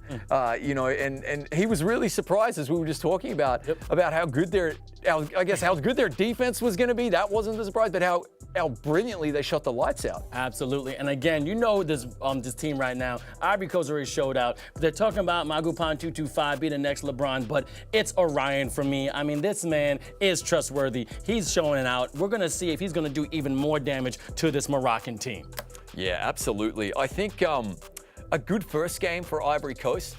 They had a chance to win there. Yeah. Right at the end, Orion with the rock and with the shot to win it. The big players, they want the ball in their hand when it comes to the game-winning shots. He couldn't quite get it to go in, but he was near perfect for I guess the first 99% of the game. Right at the end, got the miss, so he'll have a point to prove right here. He is trustworthy. I would trust him with the final shot again. I gotta be a little nerd. One of my favorite movies, The Replacements, to Shane Falco. All right, winners always want the ball. And you know what? These players are ready to ball because they're in the virtual tunnel. And as you see, the captains are here, okay? Back to George. Osama, I see y'all, buddy. Yeah. It's time to get it going, Chris. He is working through the entire Moroccan jersey wardrobe here as well. Looking very, very cool. He loves his country. The flag moment in the interview was awesome, Vince. Ivory Coast, they have that tough task now of, flushing out short-term memory, that loss that they just had, coming back trying to get the win. But sometimes as well, like, you're warmed up, right? So it can be a little more difficult maybe for Morocco here. They've had to wait, they've had to watch. The nerves might be getting to them. Are they as good as they think they are? Well, I think they are, mate. I think for me, they're the favorites of the group now. We don't have to wait too much longer to find out here, as it is going to be Morocco and the red Ivory Coast once again in those beautiful orange with blue highlights. Absolutely, and when you're icing, basically you can get ice, okay? Because that means you're chilling too much, you're done stretching because your fingers can get ready to go. But we got the tip-off, as you can see, and Morocco has the first possession. As you see, beautiful cross to the point guard, trying to control the tempo. Exo Maz had a fantastic game last one. I mean, I think he had at least over 20 points, which was beautiful. As you see, Proto, number 34, giving it to the big man on top of the key. Sonic the Hedgehog, up. Pump fake, move your feet, you lose your seat, but then off the marker, again to the point guard, mid-range, and it's good. Nice start from Morocco. You can see they were patient there. They used just about all the time off the clock right there. But here come Ivory Coast. We're going to find out, are they loosey-goosey? Are they all warmed up? Great rotational defense from Morocco there. Or do they have the jitters? Let's see how much of a psychological impact that loss did have. Orion has actually switched to the right side, which is very interesting, but a great three-pointer here to open the scoring for the Ivory Coast. Again, both teams very patient, and that is a sign of just, championship caliber basketball. Exactly. Now, right above the defender, great finish by Morocco, and then right there on the floor, showing that, yeah, you ain't gonna do nothing to intimidate me. I'm a big boy just like you. But Ivory Coast, as you said, beast mode is going off mode because that was off the mark. Yeah, looking for the quick transition. They're gonna, pump the brakes. Great pickpocket right there. Ivory Coast back the other way with a net big dunk. Oh, we like that, Vince. That was nice. We're doing a nice little replay right there. Now you see Tim's, the big man with the Tims, showing that he's a big brother with no other. But dang, man! Morocco coming back with a three-pointer, doing a car 98 snipe behind the arc. I like seeing it, baby. 360 no scope right there. Loving it, mate. Here we go. A 3-second defensive violation. So Ivory Coast are going to get to shoot one free throw here, and then he knocks it in, get the inbounds as well with a chance to take the lead. Exactly, a chance to take the lead, and a 6-7, 3:13 left in the first. I see beast mode is giving it to Tims. Again, Tims going again through the contact, but nice pass to Orion. Wasn't that trustworthy, but the big fella, probably the next LeBron James, Mogapan 225, getting the offensive rebound, using that weird step-in back screen. I don't know if that's legal, but dang, baby! I think somebody needs their mama because I'm gonna holler. You're just being embarrassed. Yeah, that was an epic dunk right there. Really nice hard drive. You love to see it. All right, here comes Mast. It's time for Morocco to answer. Mate, we've got a tight game yet again. Early in this one, only a 1-point differential. Absolutely loving this. Here comes Belau, off balance three, but a good offensive board. Works it into Mr. X, and we got a foul in the paint. MRK getting a foul. Big fella right now. Gonna see if he can knock down these free throws. Has he practiced them? He did. He ain't like, no, Shaquille O'Neal. He's more like a Murray Stoudemire. And I'm telling you, 2 for 2, those are free buckets. It is a free meal. So eat, big fella. Eat, big fella. Big man make free throw. Me likey. Very, very nice. Great to see. Okay, good stuff here. And again, I love this 1-point differential. Wide open man in the corner. And it's Orion. He's actually switched over to the left now. So I don't know if they're going to be swinging along the baseline right there with their shooters. Orion hesitated on that shot and then made a bad pass. Passing, not his game. Shooting his game, just like that right there. And that looked like Maso again from the top of the key. Very nice stuff. Amazing right now. Beast mode getting some more control. 12-8. I'm going right now to the chat. We got people in here, as you can see. Recap saying it was a good game from last one, but Drano was calm and collected. What an ending. Great game so far. That might be the game of the season. We know we got many more to go. But again, Morocco, we're trying to get some more support for y'all. Let me see the flags. And again, someone's saying they shouldn't have lost to Madagascar, but it's over. But guess what? It's on to the next. And they'll see if Ivory Coast can win this game from Recam 13. Yeah, well, look, coming into this, you would have to think that Morocco were the favorites. Look at their defense there. It's just so sticky as we see end-to-end turnovers. Tim's coming back the other way. Here comes Beast Mode. He's going to pump the brakes, pull up. Tim's with the nice baseline drive and a dunk with authority right there. Brings it to within 2. And it looks as though Exo Must is activated, though, so he can be deadly from beyond the arc here, Vince. This is something to watch for. The defense, though, really, really good so far from Ivory Coast. He's just waiting to find his moment and drop in buckets just like that. Oh, my God. That is a bucket right there.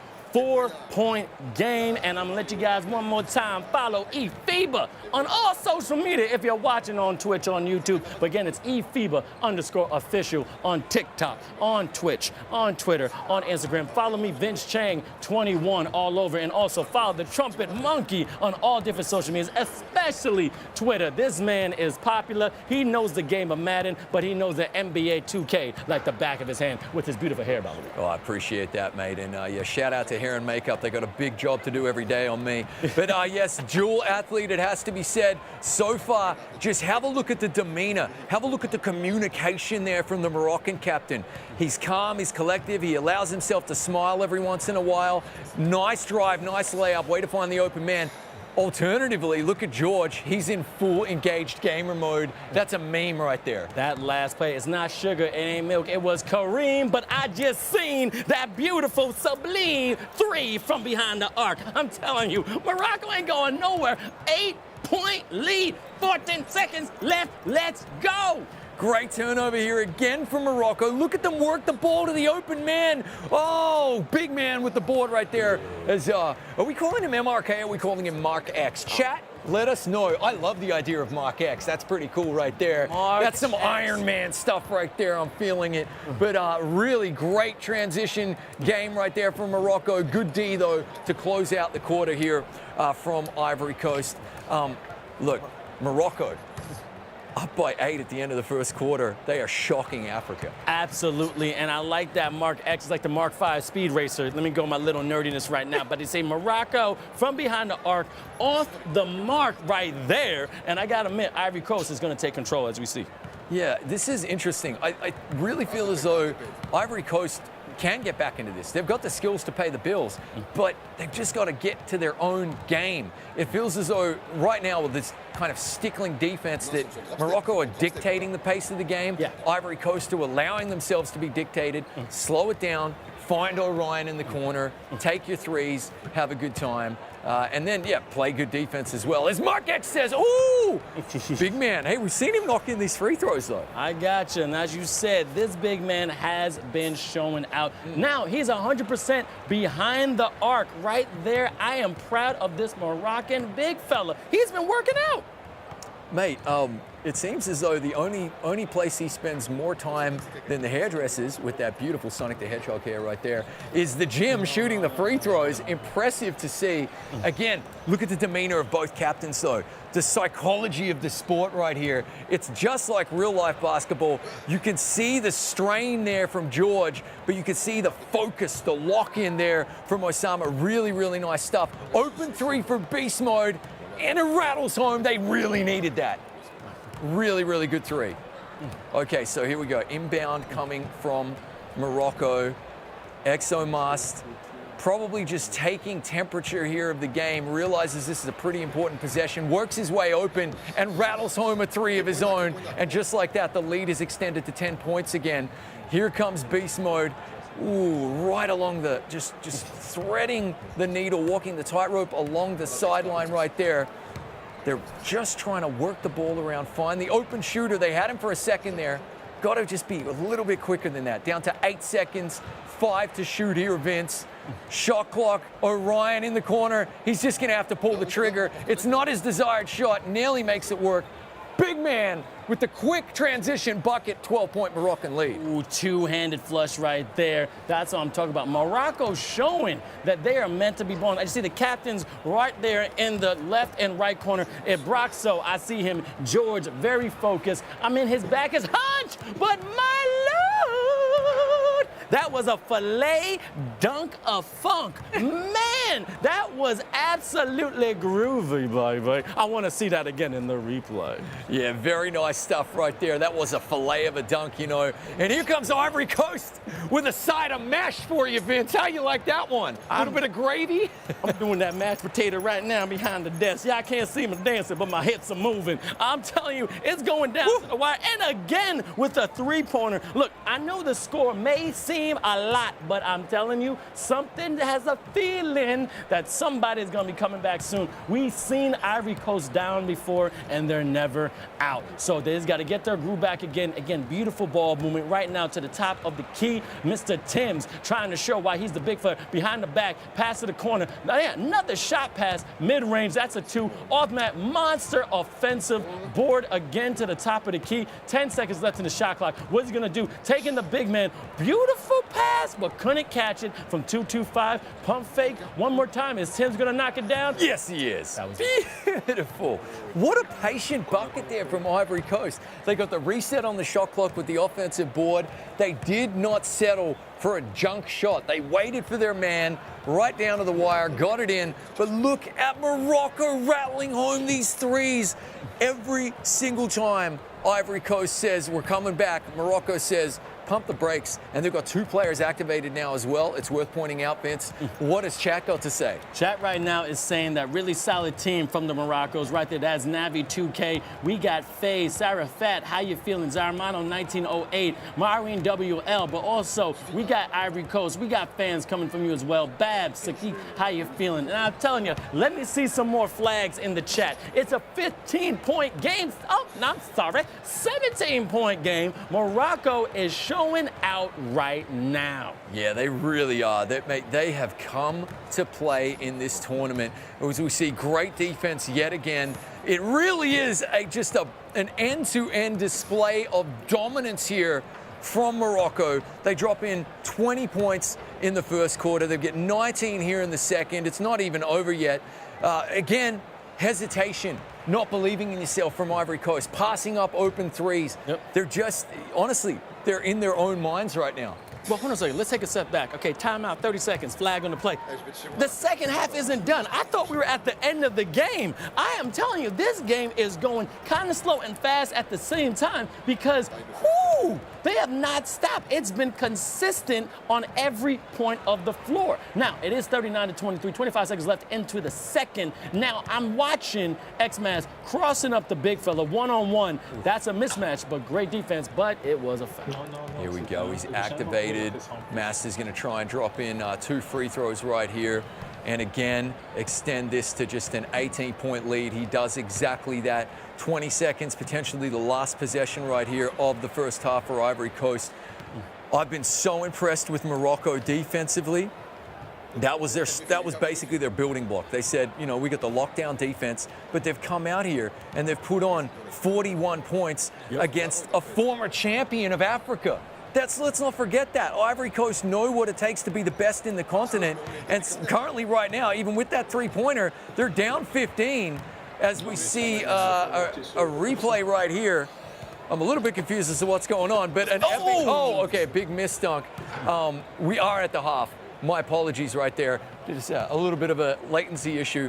But yeah, we got a 15-point differential. I don't know what to tell you.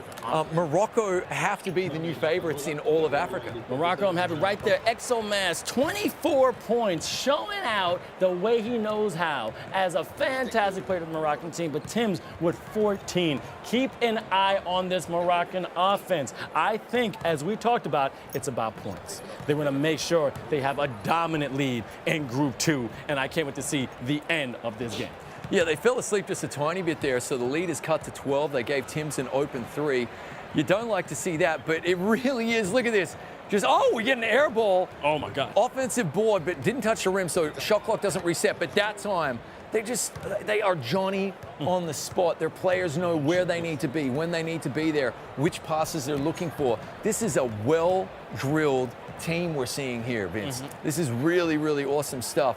Tim's deciding to take over the ball handling duties right here. So beast mode is kind of relegated to a wing shooter at the moment. So we're seeing a little bit of a tactic change, but a turnover here and a really quick bucket. Boom! Big old dunk right there from Morocco. Lead back to 17. That's what I like to see. And MRK is that captain on that Moroccan team. As you see, smiles, ain't nothing but teeth for the one still be right there. He's very proud of his team. I mean, trying to get to a 20-point lead, but the Ivory Coast is not backing down. Have you seen that block? This man is saying, get that out of here. No, no, no, never today. Big old Dikembe Mutombo throwback right there. 4 seconds to shoot for Ivory Coast. They do find the open man for the 3, but he misses, and we're going to see another quick transition dunk at the other end. So Ivory Coast are switching off when it comes to these transition dunks. We've seen 2 of them in a row. They are still in this. Yes, it's a massive mountain to climb, but they are 100% still in this. They've just got to switch on and start to play a beautiful champagne, perfect basketball, Vince. And right now, I'm actually going to ask production, can I see the standings? Because this game is crucial, okay? Because Ivory Coast did get that loss against Madagascar, and we got to see where Morocco is when it comes to points, because that's the only way we're going to find out who's going to advance. So I need those standings as soon as possible. As you see, 50-29, which is incredible, because now we're at a 20-point lead. You just said before, 20 points alone. As you see, Morocco up by 72. Then we got Madagascar minus 51, but with that 1-1, and then Ivory Coast with minus 21. So I'm not that good at math. How many points can the Ivory Coast lose by? They can't, mate. If they lose 2 games, they are out. That said, they just needed to win by like any margin, and any margin. Okay, gotcha. That was like really ultimately what they needed here. They find themselves down by 24. Morocco have got to be considered the best team in this group. Obviously, they're topping the group. Nice three-pointer, well worked right there. But potentially in the entire conference, the entire Africa Conference, Vince. What's chat saying about it? Right now, Recam is saying MRK is dominating this region so far. Morocco, again, is showing that they're supposed to be here. And again, it's their first time. First time going against defending champs Ivory Coast, then also going against Madagascar, beating them very, very cleanly. So at the end of the day, I think we may have a crowd favorite in the Africa Qualifiers. Yeah, big time, mate. And look, mad respect, we get the alley-oop to himself. Oh, we love those, Vince. He didn't quite pull it off there. Hey, 10 points for effort, 0 for execution. However, we see another open 3 worked, and they're just banging home everything. Look, we touched upon this when no one's seen you play before and no one's got tape on you as well. They can just be taken by surprise. Exactly. And so they came to play. You've seen the tactics. They're actually their defense, is certainly meta. It's absolutely locked down. Yes. Their archetypes, the builds that they've got, and then their gameplay, can hang with the best of them because they're going to be kind of averaging roughly 80 points a game here, but against championship caliber opponents. Exactly, and actually, I want to see him play against Saudi Arabia. I'm just saying it right now. That'll be a great matchup there. And right there in the chat, we're saying some good games. They're still going. Again, fantastic. I mean, you blink and something's going to happen. This is beautiful. Yeah, it's end-to-end action, which we absolutely love here. But one thing I want to focus on, even though the team isn't playing right now, Madagascar coming back to win their last game. I mean, barely, just shows how important and how awesome this format for this contest, eFIBA Season 1 is. This round robin game format is absolutely awesome, Vince, because the pressure is on.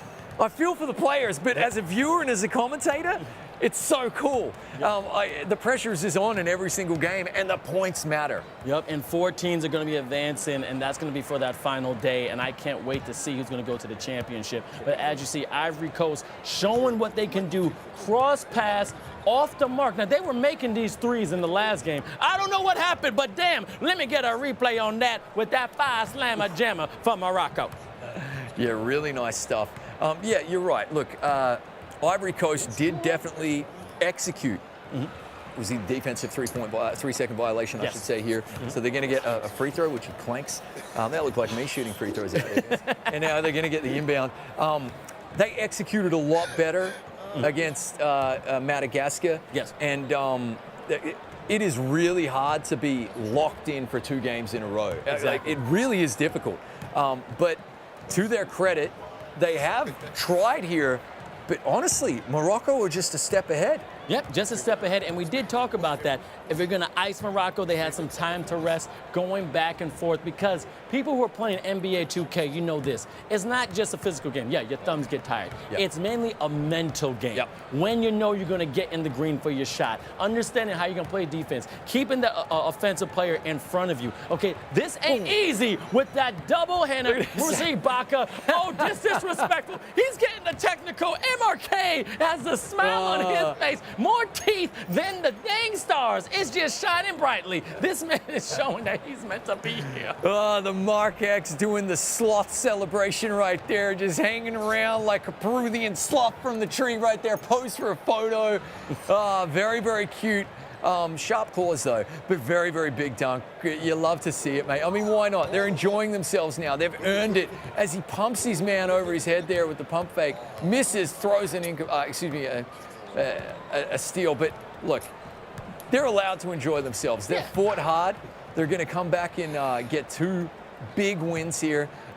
Ivory Coast is kind of giving me the Mongolia vibes from yesterday. So, like, they hung in there, hung with them, did their nation proud, but just a slight bridge too far when they were playing against Indonesia, you know. And then just, you could see the Philippines, one of the best teams in the world, were a gulf there. But I'm just loving this alley-oop. Oh! Hold on. Was that the first true alley-oop of the tournament? Because that was wide. That was amazing. And I'm telling you, that was showing a statement. Now they're starting to have fun. Now they're going to have some fun. George has left the building. He is not in the screen no more. No, he's going to turn off his camera. He's turning off his camera. All right, look, come on, baby. Keep playing. Keep playing. Oh, George. There we go. Nice 3 here from the Ivory Coast. I'm glad he sat back down. Good on you, mate. It can't be easy. Jokes aside, these young men are representing their countries. A lot of people are watching. It means a lot to them. They've trained hard. They've worked hard to be here. So, taking the L is heartbreaking as we see another nice 3 right there. It is what it is, though, right? And all you can do is kind of learn from this, study the tape. Clearly, Morocco have studied their butts off before this yeah. tournament. 100%. They have come in with a very, very sound tactic. They've had the benefit of being able to do research on their opponents. When it's your first tourney and no one has tape on you, you can come in and surprise people. That's what they've done. Very, very cool stuff. What do we got from chat? I mean, right now, I want to go to Universal Mike. He wanted to correct me. My little, when I said I was speaking language in Madagascar, I said Maraona, which means good morning, but it's Malagasy. So I apologize. I apologize if it's not Madagascar. It's called Malagasy. Thank you so much for the correction. But I see everyone knows what's going on. I appreciate it. Thank you so much, Universal Mike. Thank you, thank you, thank you, thank you, thank you. But again, as you see, Madagascar is definitely showing out. I mean, Madagascar when I was speaking, but Morocco is definitely showing out. They're doing a fantastic time on this court and going to be playing. Madagascar coming up. That's what I'm talking about them. And this is going to be beautiful to watch when they go to the finals. Yeah, it's going to be an opportunity, I think, for redemption. I'm really, really kind of impressed, have been massively impressed with this entire conference so far, it has to be said. Yes, I get it. And again, we're getting some flags from Madagascar. Yes, thank you very much for correction. Again, you are part of us. Don't forget to follow eFIBA_official on all different social media channels. TikTok, Twitter, Instagram, and of course, Twitch. And again, the lead is just extending in a sense of 71-45. 1:46 left in the fourth. I mean, I came in hype with that great game lastly by the Ivory Coast, but maybe just a little mental strain. They didn't show up for this one. Yeah, absolutely. But look, it's all good. I mean, I don't want to kind of pile on. I feel a little bit sorry for them as well. You can see the frustration from George. They've given it their all, I should say. They're going to fall short in this particular tournament. You know what? It's called eFIBA Season 1. The proof is in the name, all right? There is going to be an eFIBA Season 2, a 3, a 4. There's more to come. The most important thing is that these nations do participate. They learn and they get better. Yes. But what a foundation, and for all the young Moroccans watching as well, what a foundation that they've gone and placed here. I mean, everybody watching can say, oh, damn, our boys are good. They can hang with the best former champs in Africa and Ivory Coast. Really impressive stuff. What were they doing to train to get to this level of perfection, this level of expertise, and also this level of professionalism? They're trying to make a statement, bring home that regional championship to their country. And it's 71-48. Shot clock violation. I think right now it's the sense of, you know what? Let's just end this game and go home. Yeah, look, but it does speak to the tremendous defense that Morocco have played here. I'd love to see the steals stats at the end of this one. I'd say it's double figures without a doubt. They got to the passing lanes. They studied their film. They've kept like legendary players. You see a rim out right there. Legendary players like Orion to, single figures. That's hard to do, mate. I've seen Orion come out here and drop 30, 40 before shooting from the corner. Yep. So they've done their homework. It's been a really good game as we see the final 25 seconds. We've got 7 on the clock to shoot though here. 5 to shoot as well. We'll get a foul. Are we in the bonus? No, we're not. But the shot clock does get reset here to 14 seconds. Morocco can hold their heads high, and now they can have a good couple of days breather before they come back and play in the finals. It's been a really good performance. We get a pull-up jump shot in, 73-48, so the differential is 25 points right here. Final 14 seconds, nearly a backcourt violation. 10 seconds to play. I tell you what, don't worry, Ivory Coast. There will be other eFIBA seasons that you can play in. Morocco at the moment, though, are going to go on to win this one, Vince. A really epic performance from them. And shout out to the newcomers in Africa. Oh my God. Now, my gamers and ballers, you saw 2 epic games, and I am going to get the captain of Ivory Coast coming up right now. George, I can only imagine how you're feeling right now, but you showed out the world. Y'all defending champions. Just give me the feelings that are going through, because you walked away during the game one moment. We are very sad. We are very sad, very disappointing, because of this game where we were never ever able to do something. So that's the feeling. I got the control, but again, y'all are defending champs. The world knows who y'all are, and I can't wait to see you again. Don't want to hold you too much. I know you're going right back to practicing, but thank you so much, Merci beaucoup, for coming out and showing out for your country. Thank you. Thank you so much. All right, now we have basically the new king of the castle. There's a new sheriff in town. And I know we know Jordan, and I'm seeing this man, MRK. What are you doing right now? Because I got to admit, y'all showing up. How does it feel coming in eFIBA Season 1 first time and putting on that display? Yeah, for the first time Morocco, it's in the FIBA. We do a team like competitive, like we want to win this tournament in Africa. We have a very good player from EU from European teams. Every player is playing the good team in EU. Yeah. So we put the chance on the team. So and we will win everything for sure. Okay, now that smile on your face, they look like stars in the galaxy sky, and I saw them all through in the thing, and I'm telling you, keep smiling all tournament, but I got one question for you. How does it feel to beat the defending champs of FIBA Open 3?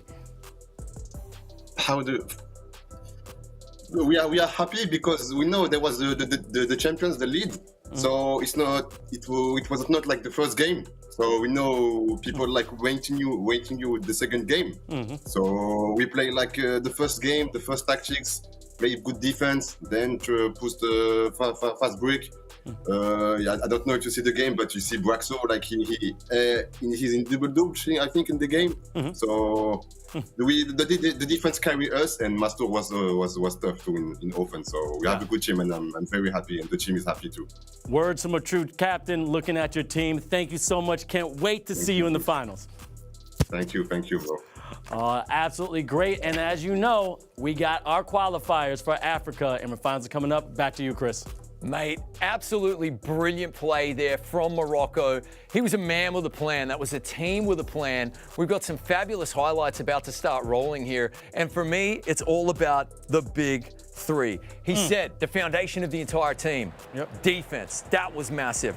But then what did we see? Whenever they had open shots just like this, boom, they're knocking them down. The bright lights aren't too much for them. They're on the big stage, they're playing the former champs, and they're making absolutely every bucket they get. They've got transition in their game as well. Transition bucket, but then every single time that the camera cut to their captain, communication. Calm, focus, alert.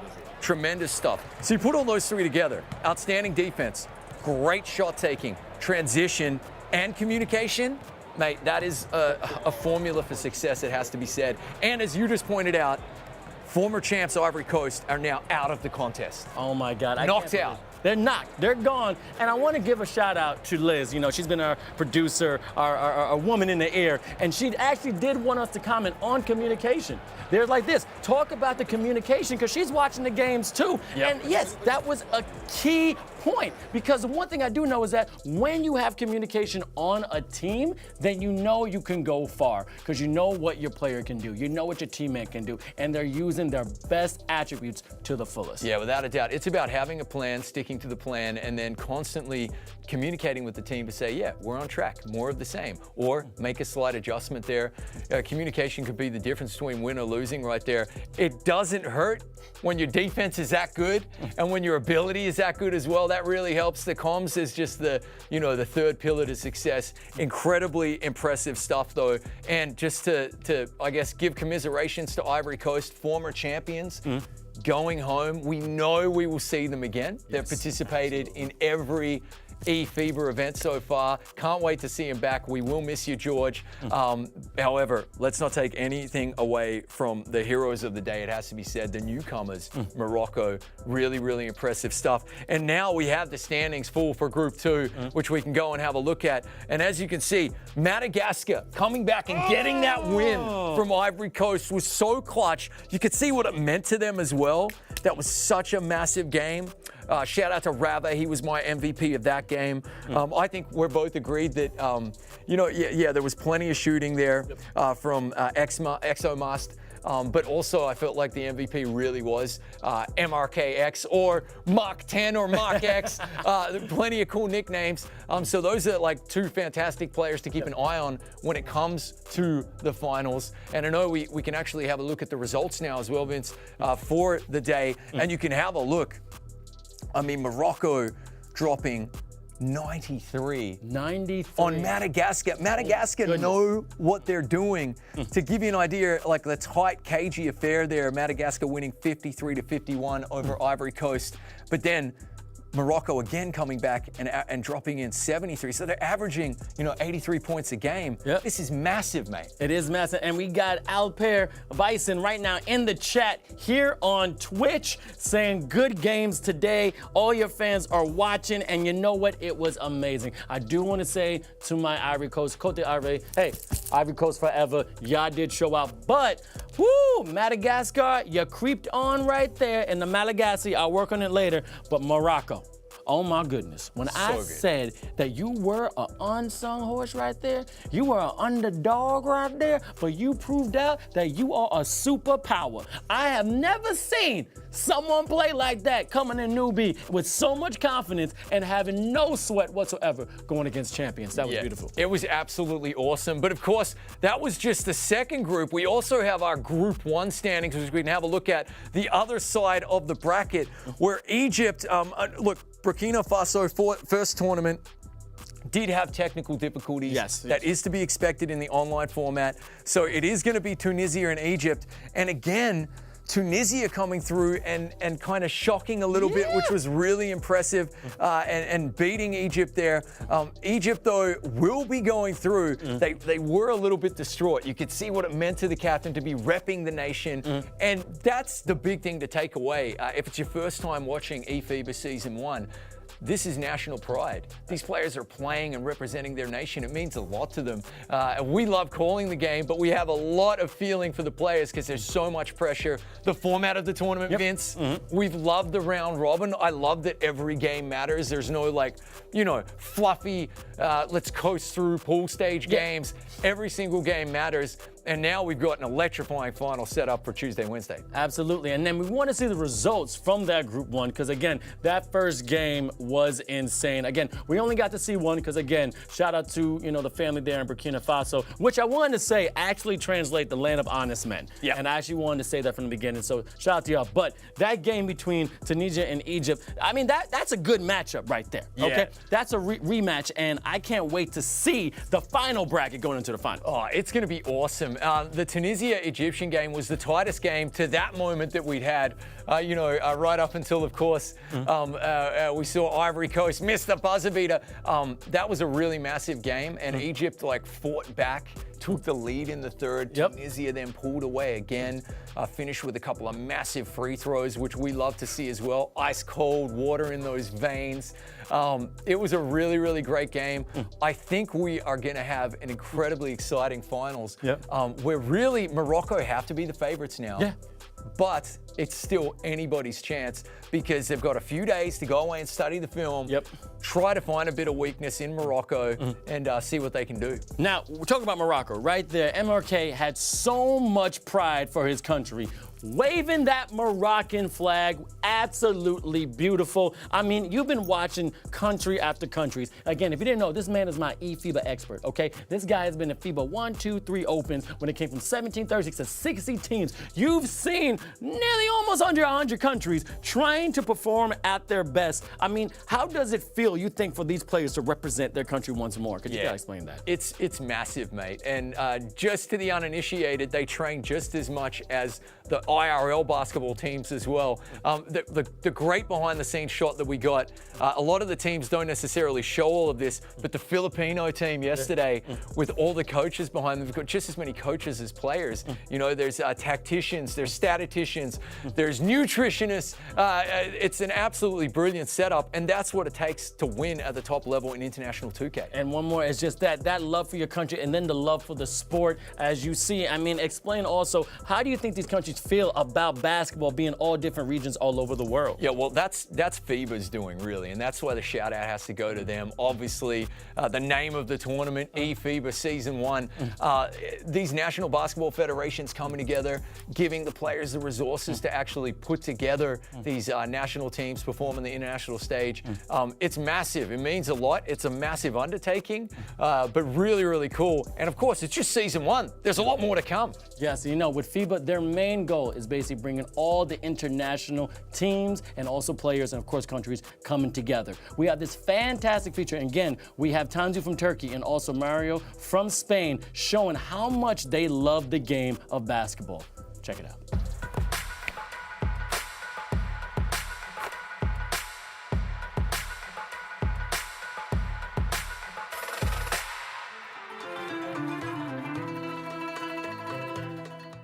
I am Tansu Aksoy from Turkish national team. I play as a small forward position. I am also the captain of the team. Can't make it happen. Tanzu over to Kato, and Kato, of course. The NBA 2K is awesome because I like basketball a lot. I love watching basketball. I love playing basketball. Like whenever I see a basketball and a court, my instincts are just like flowing, you know? I just feel like energetic. So whenever I open up a game, whenever I play the game, I just feel like that I have an opportunity to improve myself and also showcase my talent. So I feel like this is my in real life job right now. So I want to improve myself even more so I can make this career out of it, you know. The dream would be to get 3 championships in a row in FIBA and also get drafted in February to the NBA 2K League. Hello, I'm Mario Ortega, center for the Spanish national team in eFIBA basketball. Ave Mario 32 here on your screens, and geez. A lot of people ask me, like, because I have reached like almost everything, like I have reached the 2K League and all that, but for me, there's something I want to do, like I want it bad, that is winning with the national team. For me, it's a priority right now. 92-47, Russia is blown out by Spain. Representing your national team is everything. Is something you dream when you are young. Obviously, I never thought it would be like in NBA 2K. When I was young, I was thinking like less representing them like in basketball, in real basketball, or in soccer or something like that, football. Being here representing my nation is everything.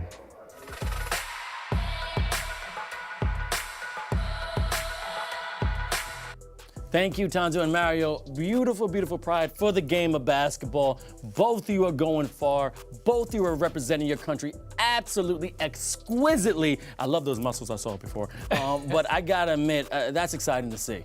Yeah, big time. And of course, you know, that's a bit of a preview of what's coming up tomorrow, isn't it? So right now, as you know, we are done with the eFIBA Asia qualifiers, then the eFIBA Africa qualifiers, and tomorrow we have the eFIBA Europe. And I am telling you, this one is our biggest conference ever. It's our biggest region. I'm telling you, we got 12 nations going at it. Groups split into 6-6. I mean, Chris, take us through right here. Yeah, this is going to be massive. Germany, Latvia, Lithuania, Ukraine. Shout out to the Ukrainians, Turkey, Cyprus, Italy, Spain, Portugal, France, Great Britain, and Belgium. I mean, mate, a lot of returning faces right here as well, Vince. This is going to be absolutely classic.